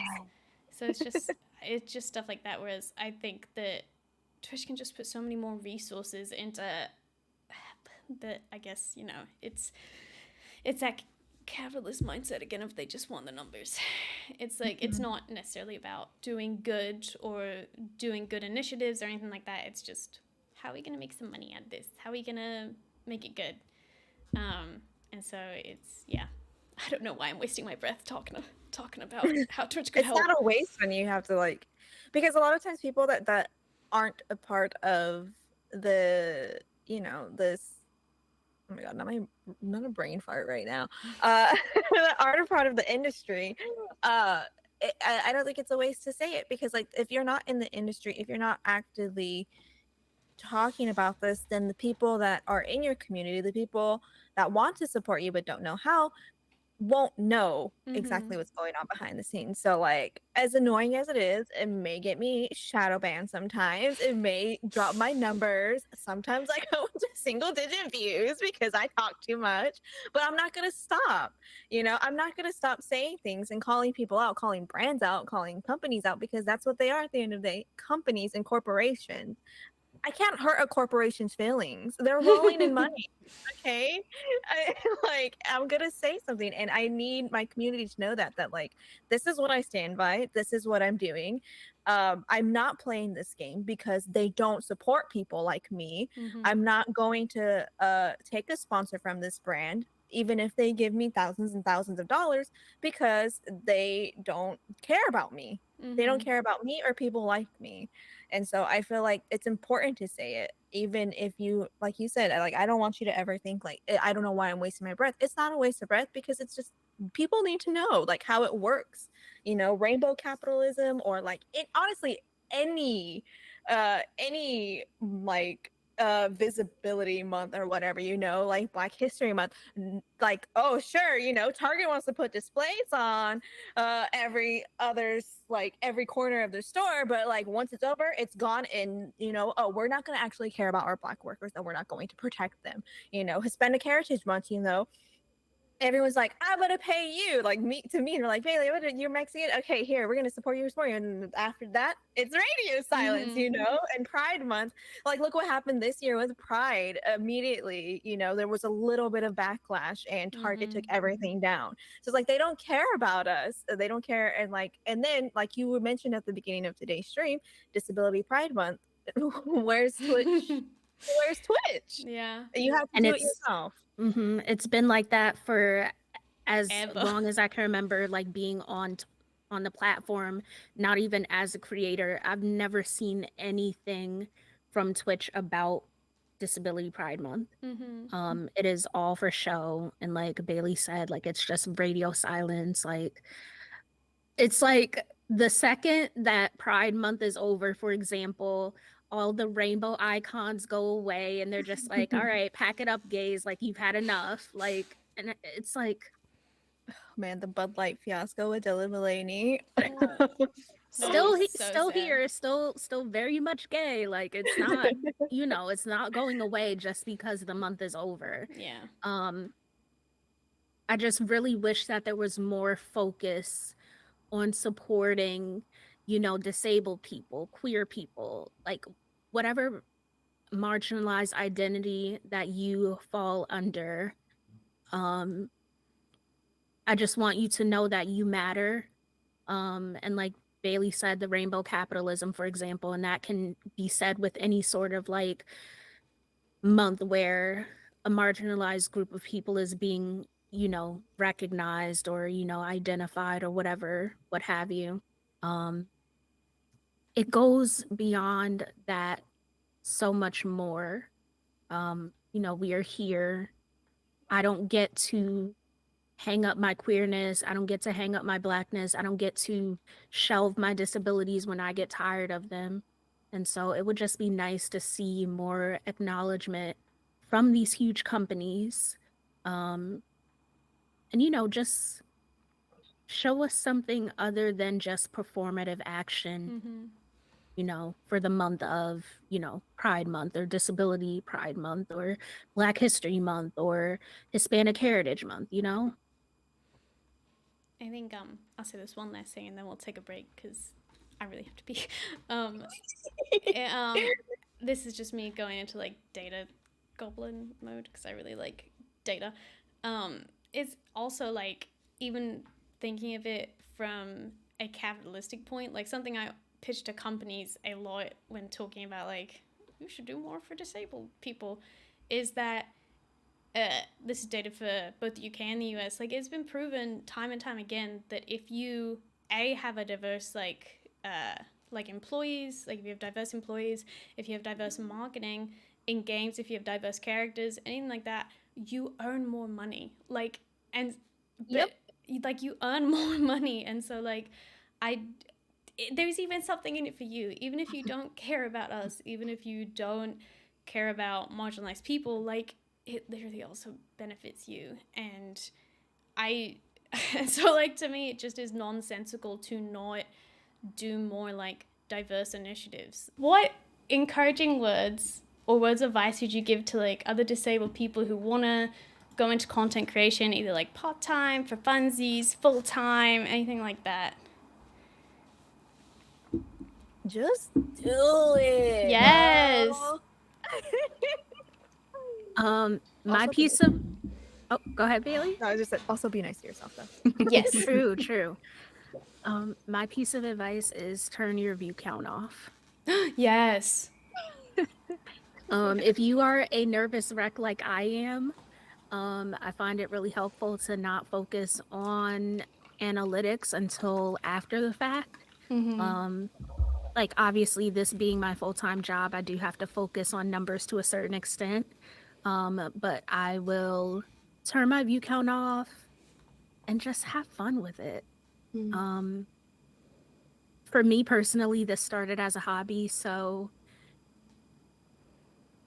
and even back then I'm just my default state is anxious, so like I find that if I'm just being my awkward, strange self, it is a lot better in the long run.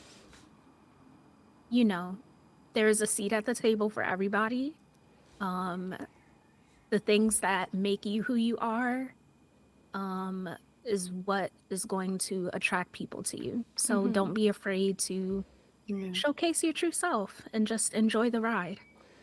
I think also, like you said, like there's a seat for everyone at the table. I think it's like almost a scare tactic to be like, it's so oversaturated. Everybody wants to be a YouTuber or a streamer or whatever. Like what like you have to be, I don't know, Superman to be able to do it. But like honestly, like what someone else could do, but you can't. Like if like anyone can do it. It's like there are people that could be looking for a streamer exactly like you.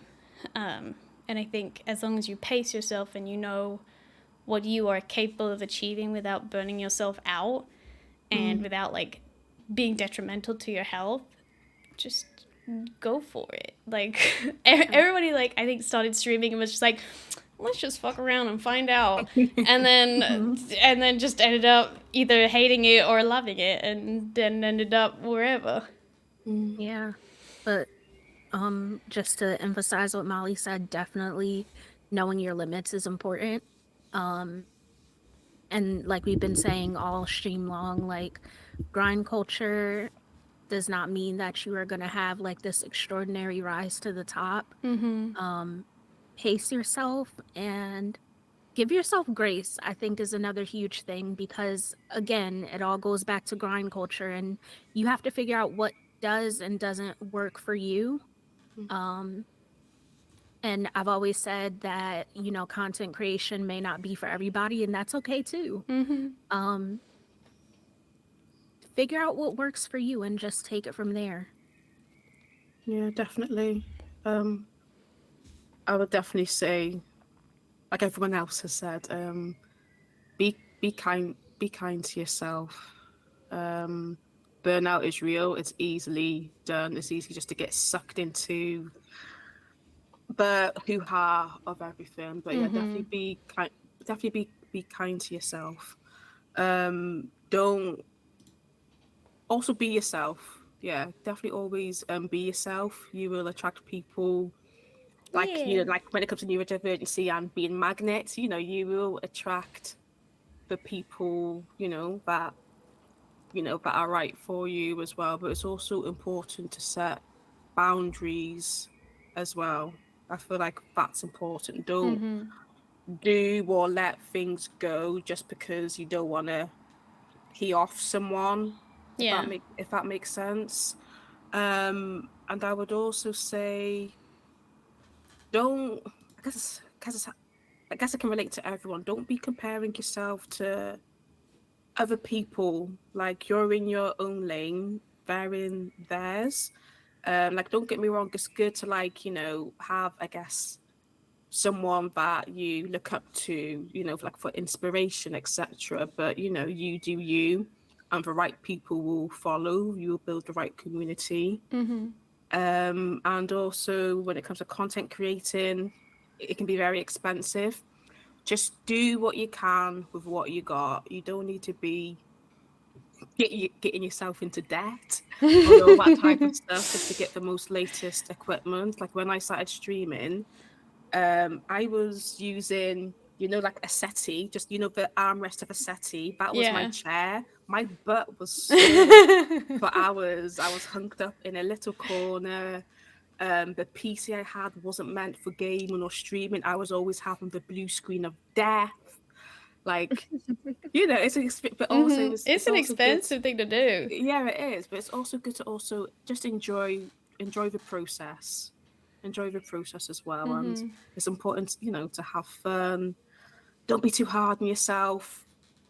That's the type of stuff I would, want to share. And but again, sometimes it could be easier said than done. It is easy. Sometimes I do need to take a bit of, what's the word?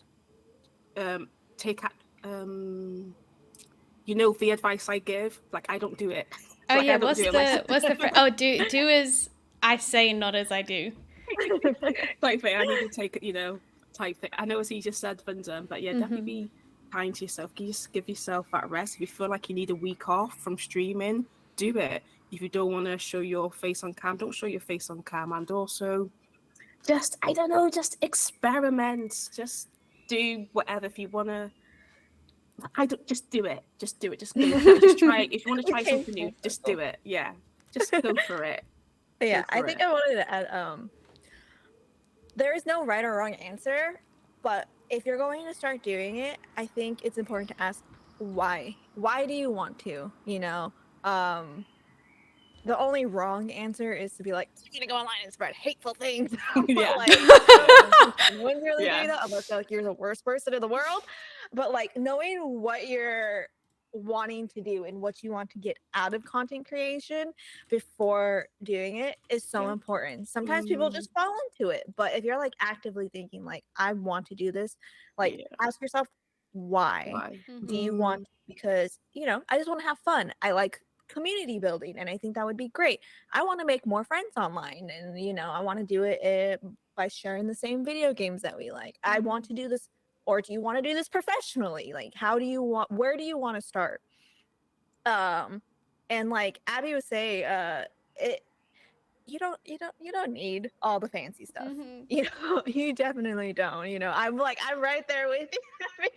Or starting out my little chair that was $20 from Walmart where the back fell off every 20 minutes, and like my same desk that was also $20 from Walmart that was like peeling at the edges. My stream was a slideshow because of my PC was graphics card was not it. And I was using when I first started a keyboard that the local library threw away. So I like I love didn't even have that. A like I was resourceful. roughing it. A TV as my monitor, like $100 TV that I got at Target as my monitor. Like it just don't get intimidated because obviously you're gonna go online and you're gonna see people, like using a Shure mic that cost them $400, a DSLR or a mirrorless camera, having a $2,000 PC or more, you know, and having all these like fancy things. And like, I assure you, nobody started like that. Like 100%, no one did that. Unless they were like Um, really lucky. Yeah, unless you are already Yeah. like making bank in your day job, like no one's starting like that. And like us being disabled creators, we for sure did not start like that because you know it's expensive being disabled. So but just definitely think about why you want to do it. Because if your intentions are pure or are good-hearted, you will do just fine. You will be perfectly okay, no matter what your views are, no matter what content you're creating. Just do it because you want to, not because of someone else, or you know, you want to be like someone else. Being your genuine self is going to be the most important thing. Yeah. Absolutely, Definitely. 100% agree. I just, because we were talking about like our old setups, I just wanted to say again, if you are like, I don't have the best stuff, I can't be in content creation. I literally, one of my wonderful sponsors, Elgato, sent me this mic. Up until last year, I've been streaming for 5 years. I used a headset mic up until like, I think March last year. I used a headset mic, and I'll tell you what, it was a good headset mic. Yeah. I was like, damn, I'm so unfancy compared to everybody else. Like, I was sitting on a plastic stool. My key light, I just got a tripod for it, I think a year and a half ago. Before that, I just balanced it on the top of a monitor because I was like, that'll do, that's great. So I promise, if you're like, I don't have the best equipment, it'll work. I think like also to add on to that, use your resources. Use them. Absolutely, yes. Use your resources. You know, if you don't got it like that, make it a bit, dude. Make it a bit on your stream. It's like, oh yeah, another day. How many times can I fall out of my chair because it broke today? You know, like make it a whole thing. And like using your resources also, like there are free, like because content creation is so big now, there are so many free things that you could use, you know, like to post on TikTok. Like there's things like Streamliner and like things like that. Canva is free and you can edit videos on it. Like You use can your edit videos resources. on it? Yeah, you can Canva is edit videos. awesome. I didn't know that. Canva is awesome. I was just dabbling in Canva and I made like a little 50-second like channel trailer. It's incredible. I literally didn't know that was a thing. Also, we had a good. I had to pull this from the archives. I don't even know if Love y'all it. can see that. Oh yeah, But Oh, I've seen That I wish I had a is- before picture for mine. oh my Yeah. god, it's Before and like after. it's like so blurry, but my when I first started streaming, I had a $40 boom arm that did not stay in place. I had, oh my god, and you can even see it in this photo. The little, damn it, I don't know if y'all could see it, but there's like a little blue thing, and it's quite literally from middle school, one of the locker organizers, and I used it to put my laptop there so I could read chat because I only had one monitor for the longest time. Yeah. I had a hand-me-down chair, and my keyboard and mouse was like a little dual set that cost about $20 from Amazon. So like from humble beginnings.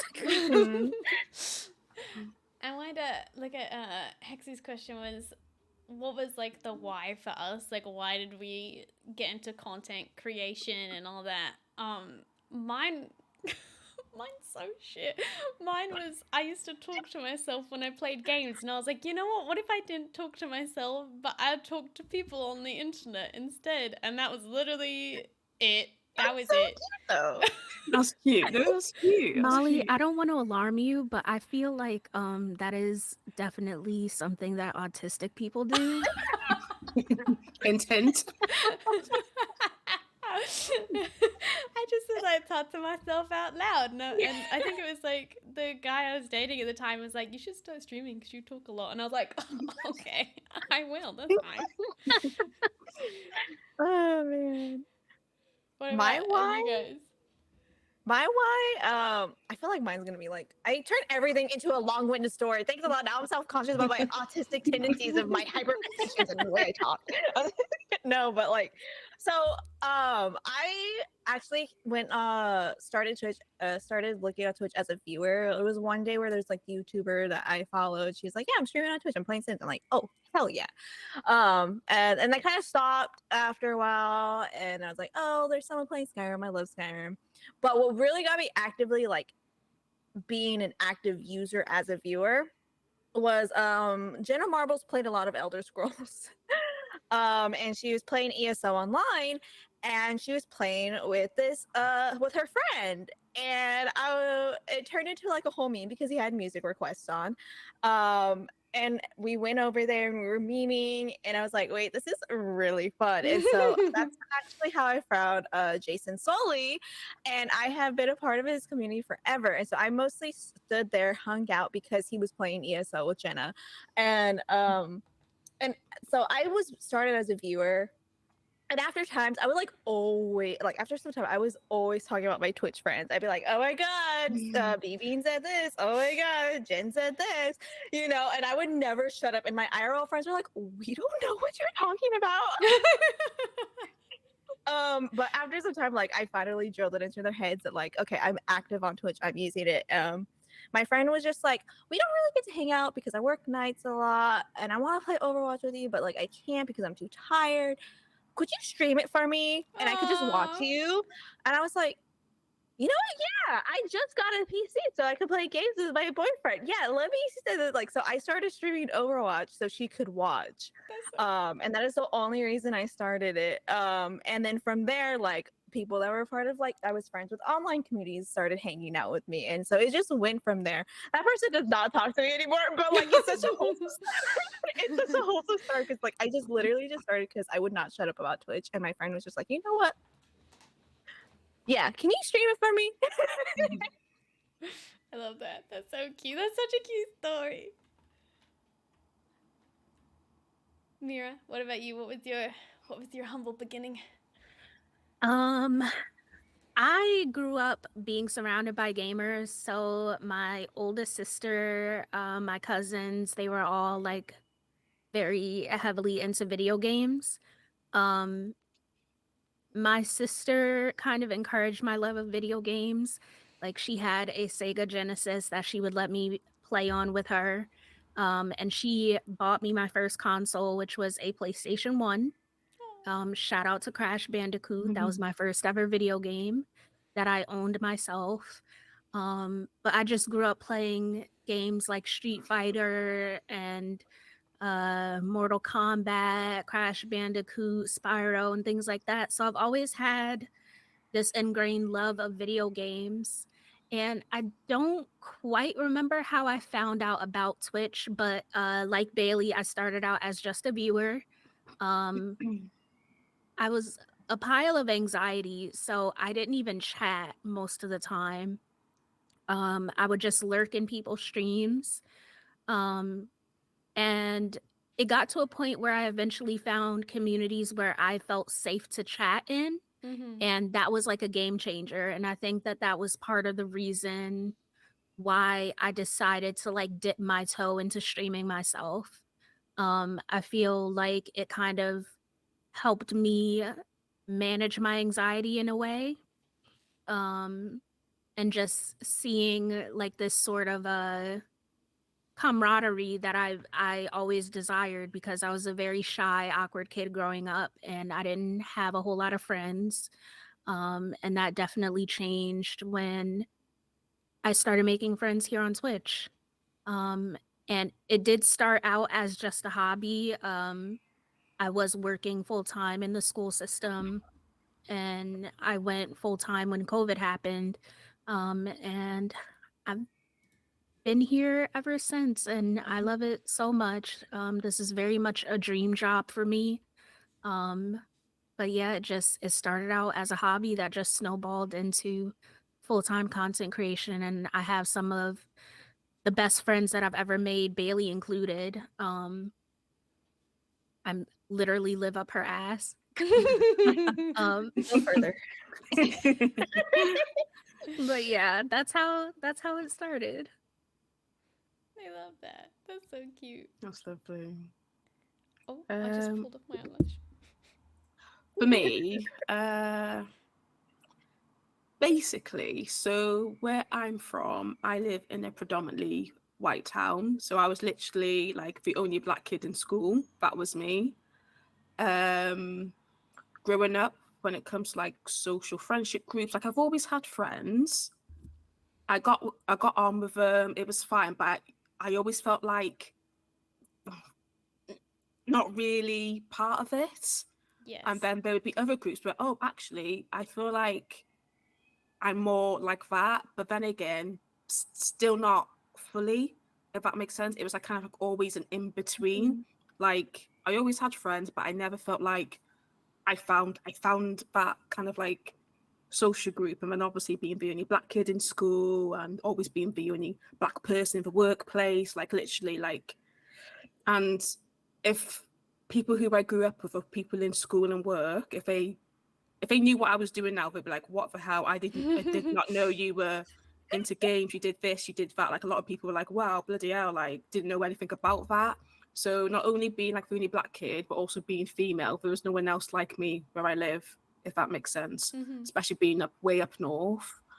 And I guess this is where Nisaga came into it, coming across Stephanie, big up Steph, CEO of Nisaga.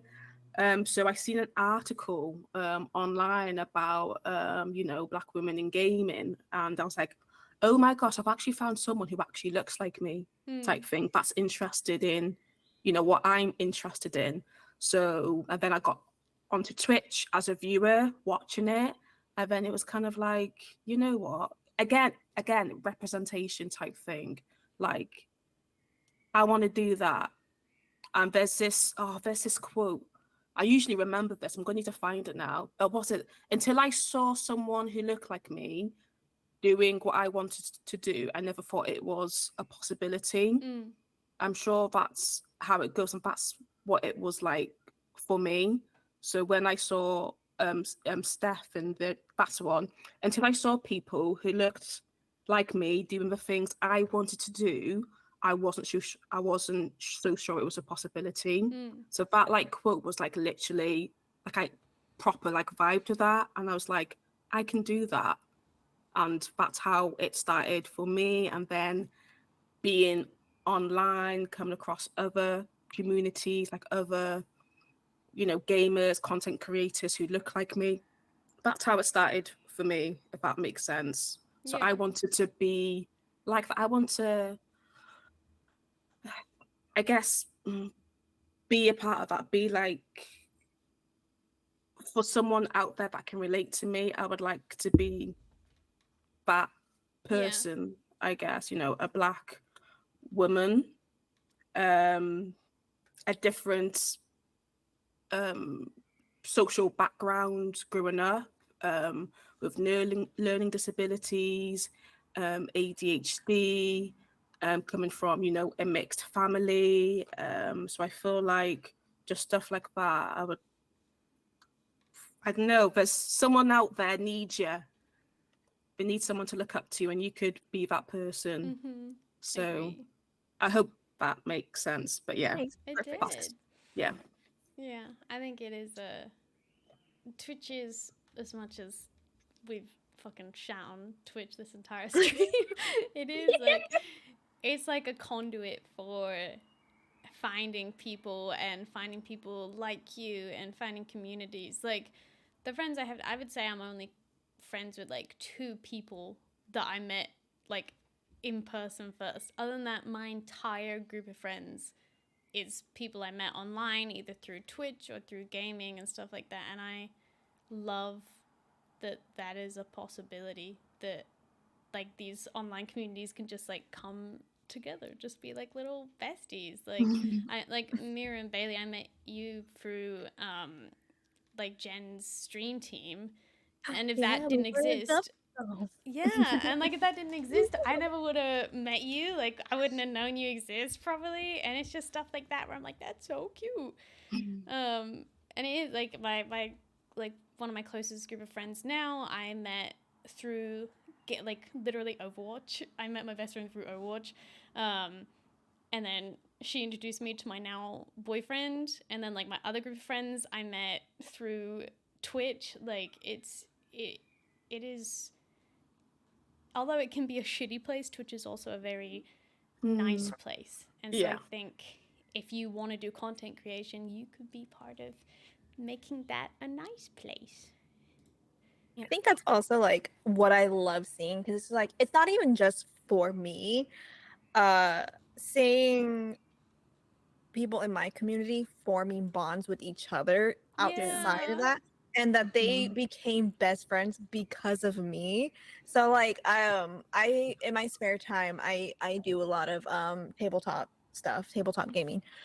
So I play a lot of Pathfinder, and it makes me so happy seeing my friends coming together. Like I have one friend that I met through community. They followed me since day one, and they have always been like, I have seen so many parts of them, like the day that he decided his new name and coming out as a non-binary trans person, and like I have seen them through everything. And then to see him being friends with someone he would have never met if it weren't for like my chat from a completely different community, and like seeing them being like best friends now and always gaming together, always hanging out and being a part of something that I helped create, it's just, it makes me so happy. And I'm just like, look, thank you together, because I just decided to stream a silly little game one day. And it's beautiful. It is so For cute. sure. Yeah.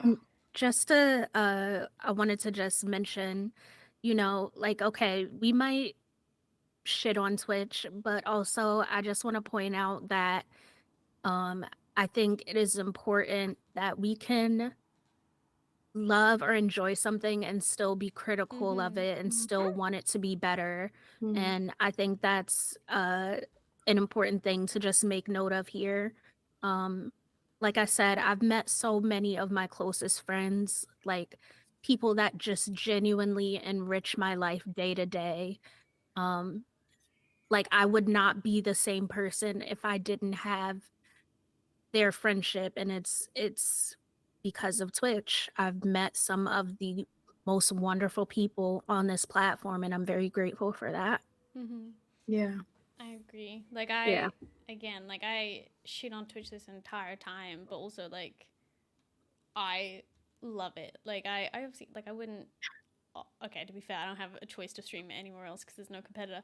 But like, but like I do. Like I love what Twitch creates, although the system itself is shit and doesn't work for marginalized people, for women, or anything like that. The communities that Twitch has allowed me to have, the people in my community, the friends I've made, the like money that gets raised for charity on Twitch, like although that's not Twitch itself, it is this host for all these things.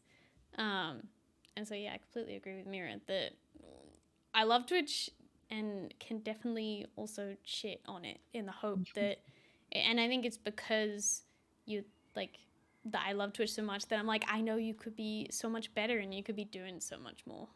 Yeah, and you should definitely, the things you love, you should definitely be critical of. There is a difference between being, like calling out, calling in, we love the platform. We want it to be better, and it's just like if you're with people, the people you love, you want them to be better. And the platform we love, we want it to be better as well. Yeah, 100%. And then, God, I need to get better segues. Moving on to my last question of the night. Well, I guess night for me, not so much for Bailey and Mira, but for me. Yeah. It's And me. 1:20 And PM me. for me. Yeah.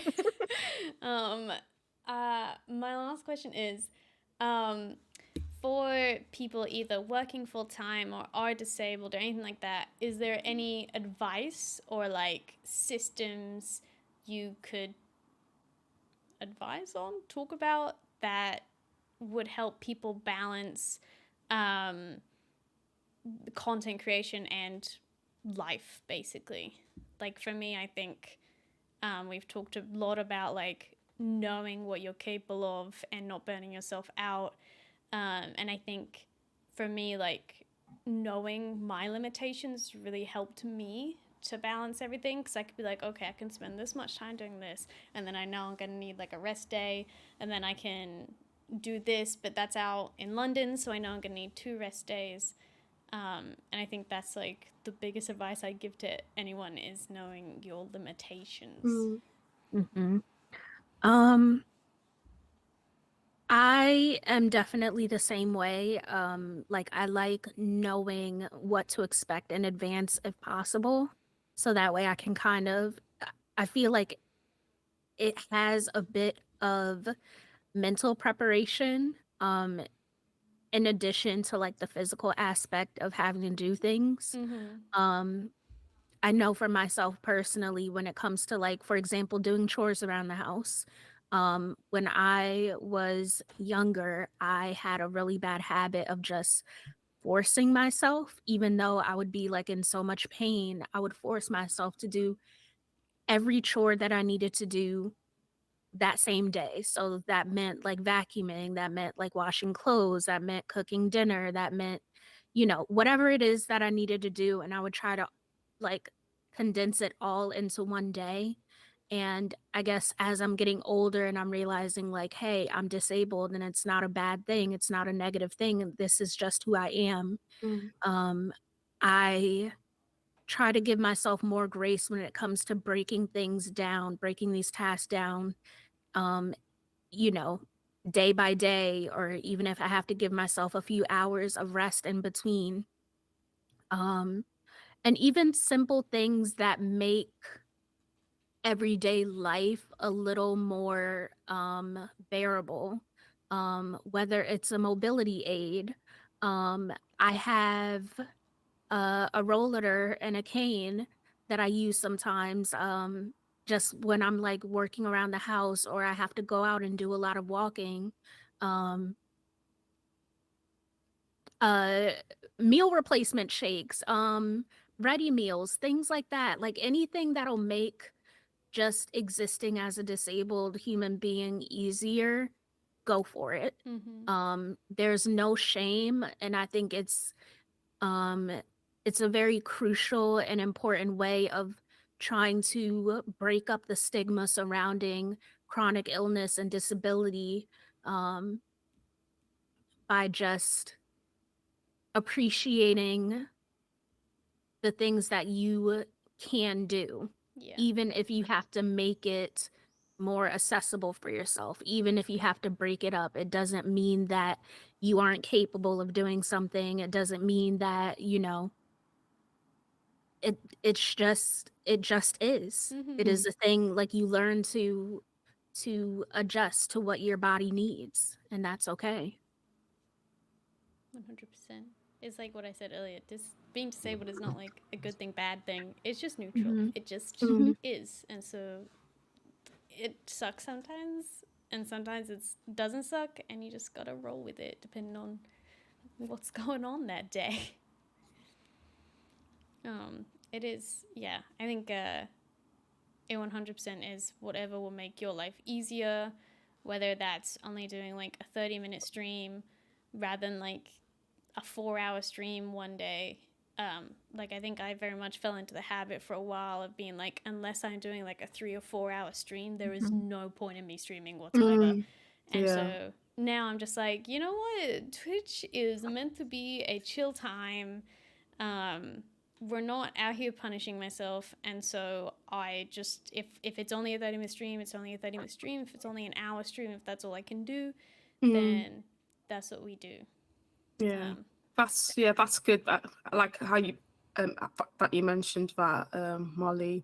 It's kind of like doing things based on your, I guess, your energy levels, like conserving that energy. There may be like a task which you want to do, but like you mentioned, Mira, just breaking down that task. Maybe I can't give that task, just for example, just from the top of my head, a full 100%, but maybe a 10% or something, just basing it on your energy levels. I'm sure there's a word for it. I'm not sure if it's like kind of like a traffic light, just doing it's based on your Spoons.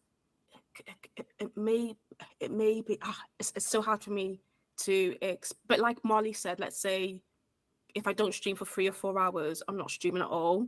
But okay, then stream for, do you have the energy levels to stream for 30 minutes then? Like just basing it on your current energy level. You don't need to go all out 24/7. Yeah. And it's, I think that's a difficult question because that's something which I'm still figuring out and trying to manage. So again, like what Mira said, just give yourself grace. I don't have any like bulb eureka, like this is what you need. This is I feel like there isn't a solid answer. You have to just do what works for you. 100%. Yeah, I feel like both of you, all of y'all have made like excellent points. Do what you can with what spoons you have left. And like, if anyone's like in chat, like, what do you mean spoons? Spoon theory is a thing that a disabled person came up with, and basically you start the day with so many spoons, and each task you can use so many. So maybe doing the dishes cost you 2 spoons. So like maybe you started with 10 spoons. Dishes cost you 2 spoons. Showering costs you 3. And so like at the end of the day, you only have so many, and you have to figure out where you want to place them. Yeah. So that is definitely something that we have to take into account. I feel like for me personally, maybe it's the Virgo in me. Maybe it's the Virgo in me where I have like three things that I keep in mind: organization, communication, and investment. I like that. I know it sounds so professional. It sounds so fancy. And I swear to you, it's not. It's actually super, super lax. I promise. Okay. I promise I'm not a weird Virgo that just like makes everything into a calendar and a to-do list. But like organization as in just like, do you want to schedule? Do you not want to schedule? If you do a stream, what are you going to do that day? Knowing if you have a full-time job, like what we were talking about, what is your schedule for that week? What can you give that week? Don't do too much. Test out the waters. How many hours can you do for that day? And don't do more. Maybe do less if you feel like it. So organize your time wisely, and just knowing your limits. And communication is just communicating with maybe you're co-streaming with somebody. Communicate what you need, communicate what you want, communicate your expectations, and not just like with brands and people you're streaming with, but also your community. Your community will not know how to help you if you do not say it.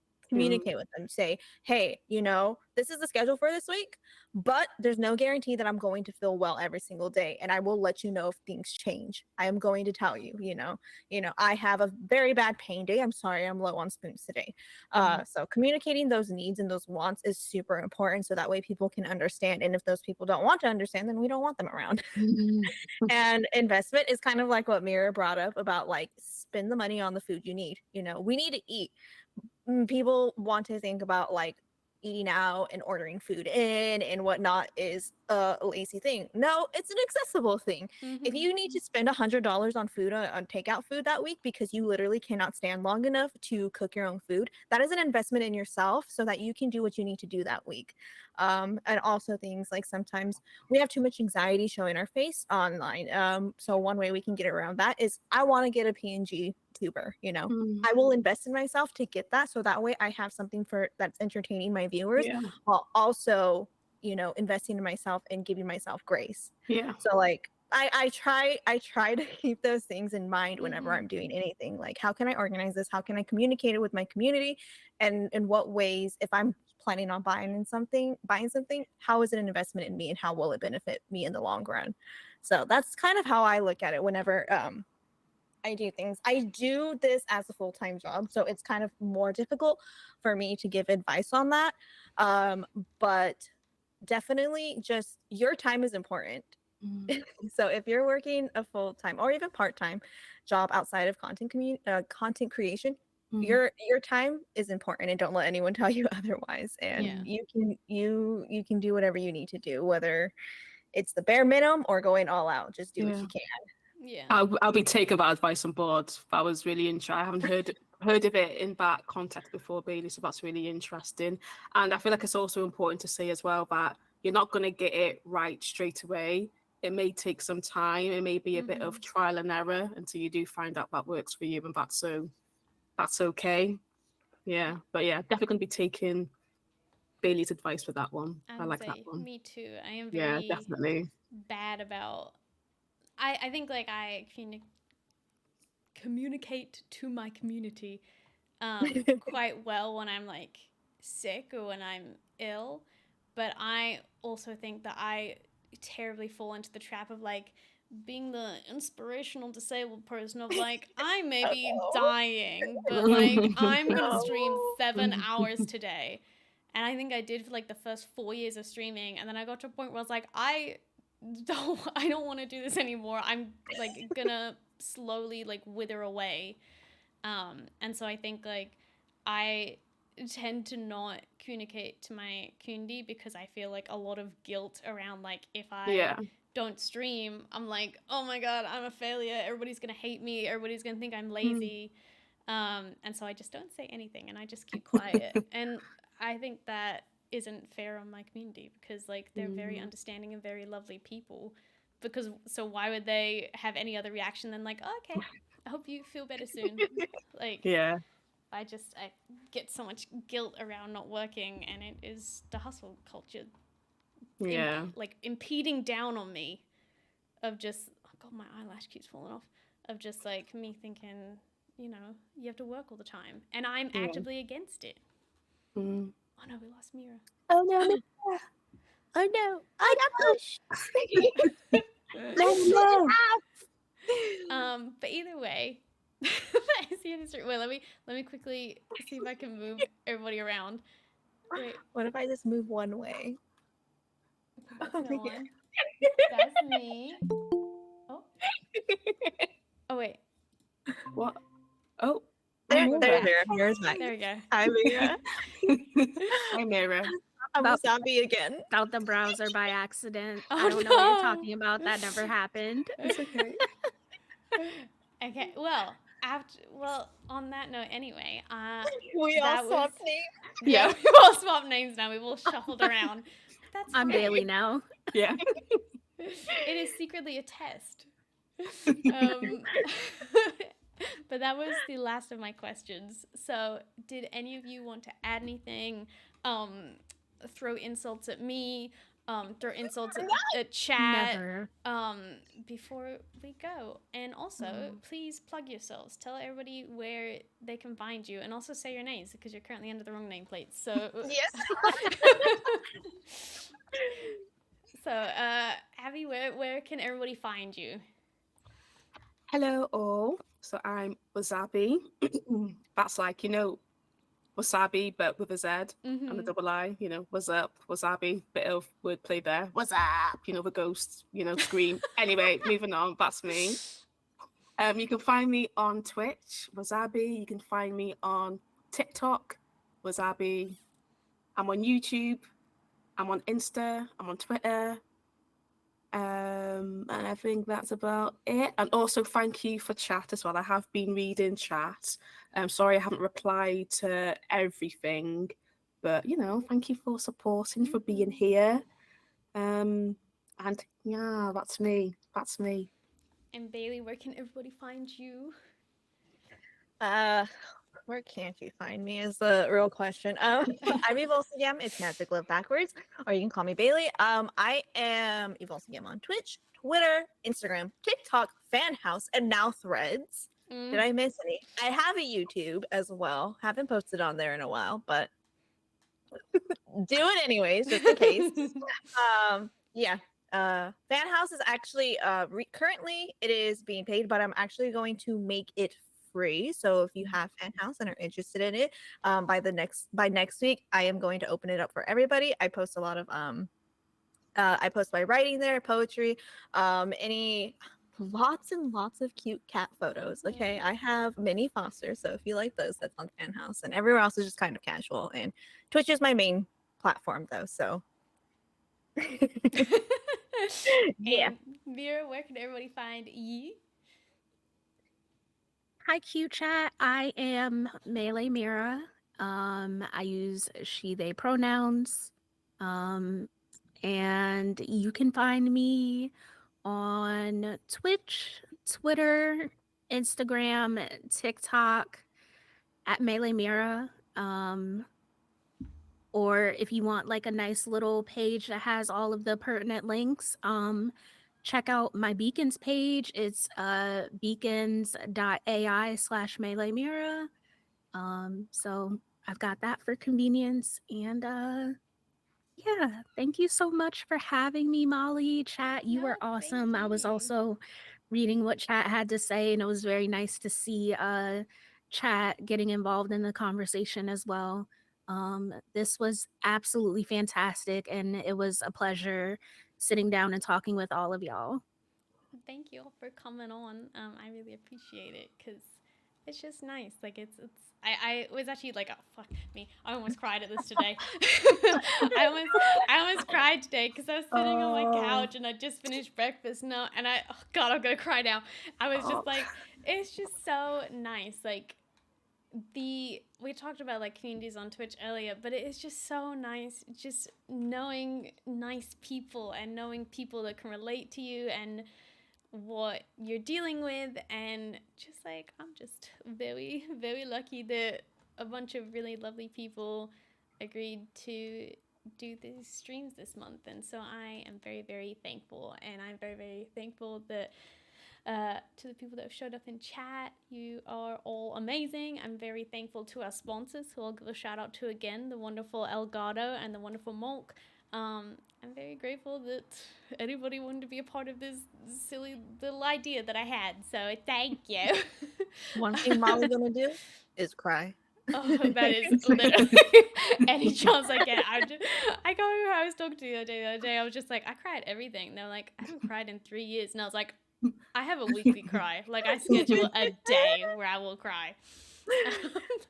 Anyway. Okay, honestly, like growing up, I was always told that I was so sensitive, and now, like you said, you schedule in your cries. They're so cathartic to me. Like,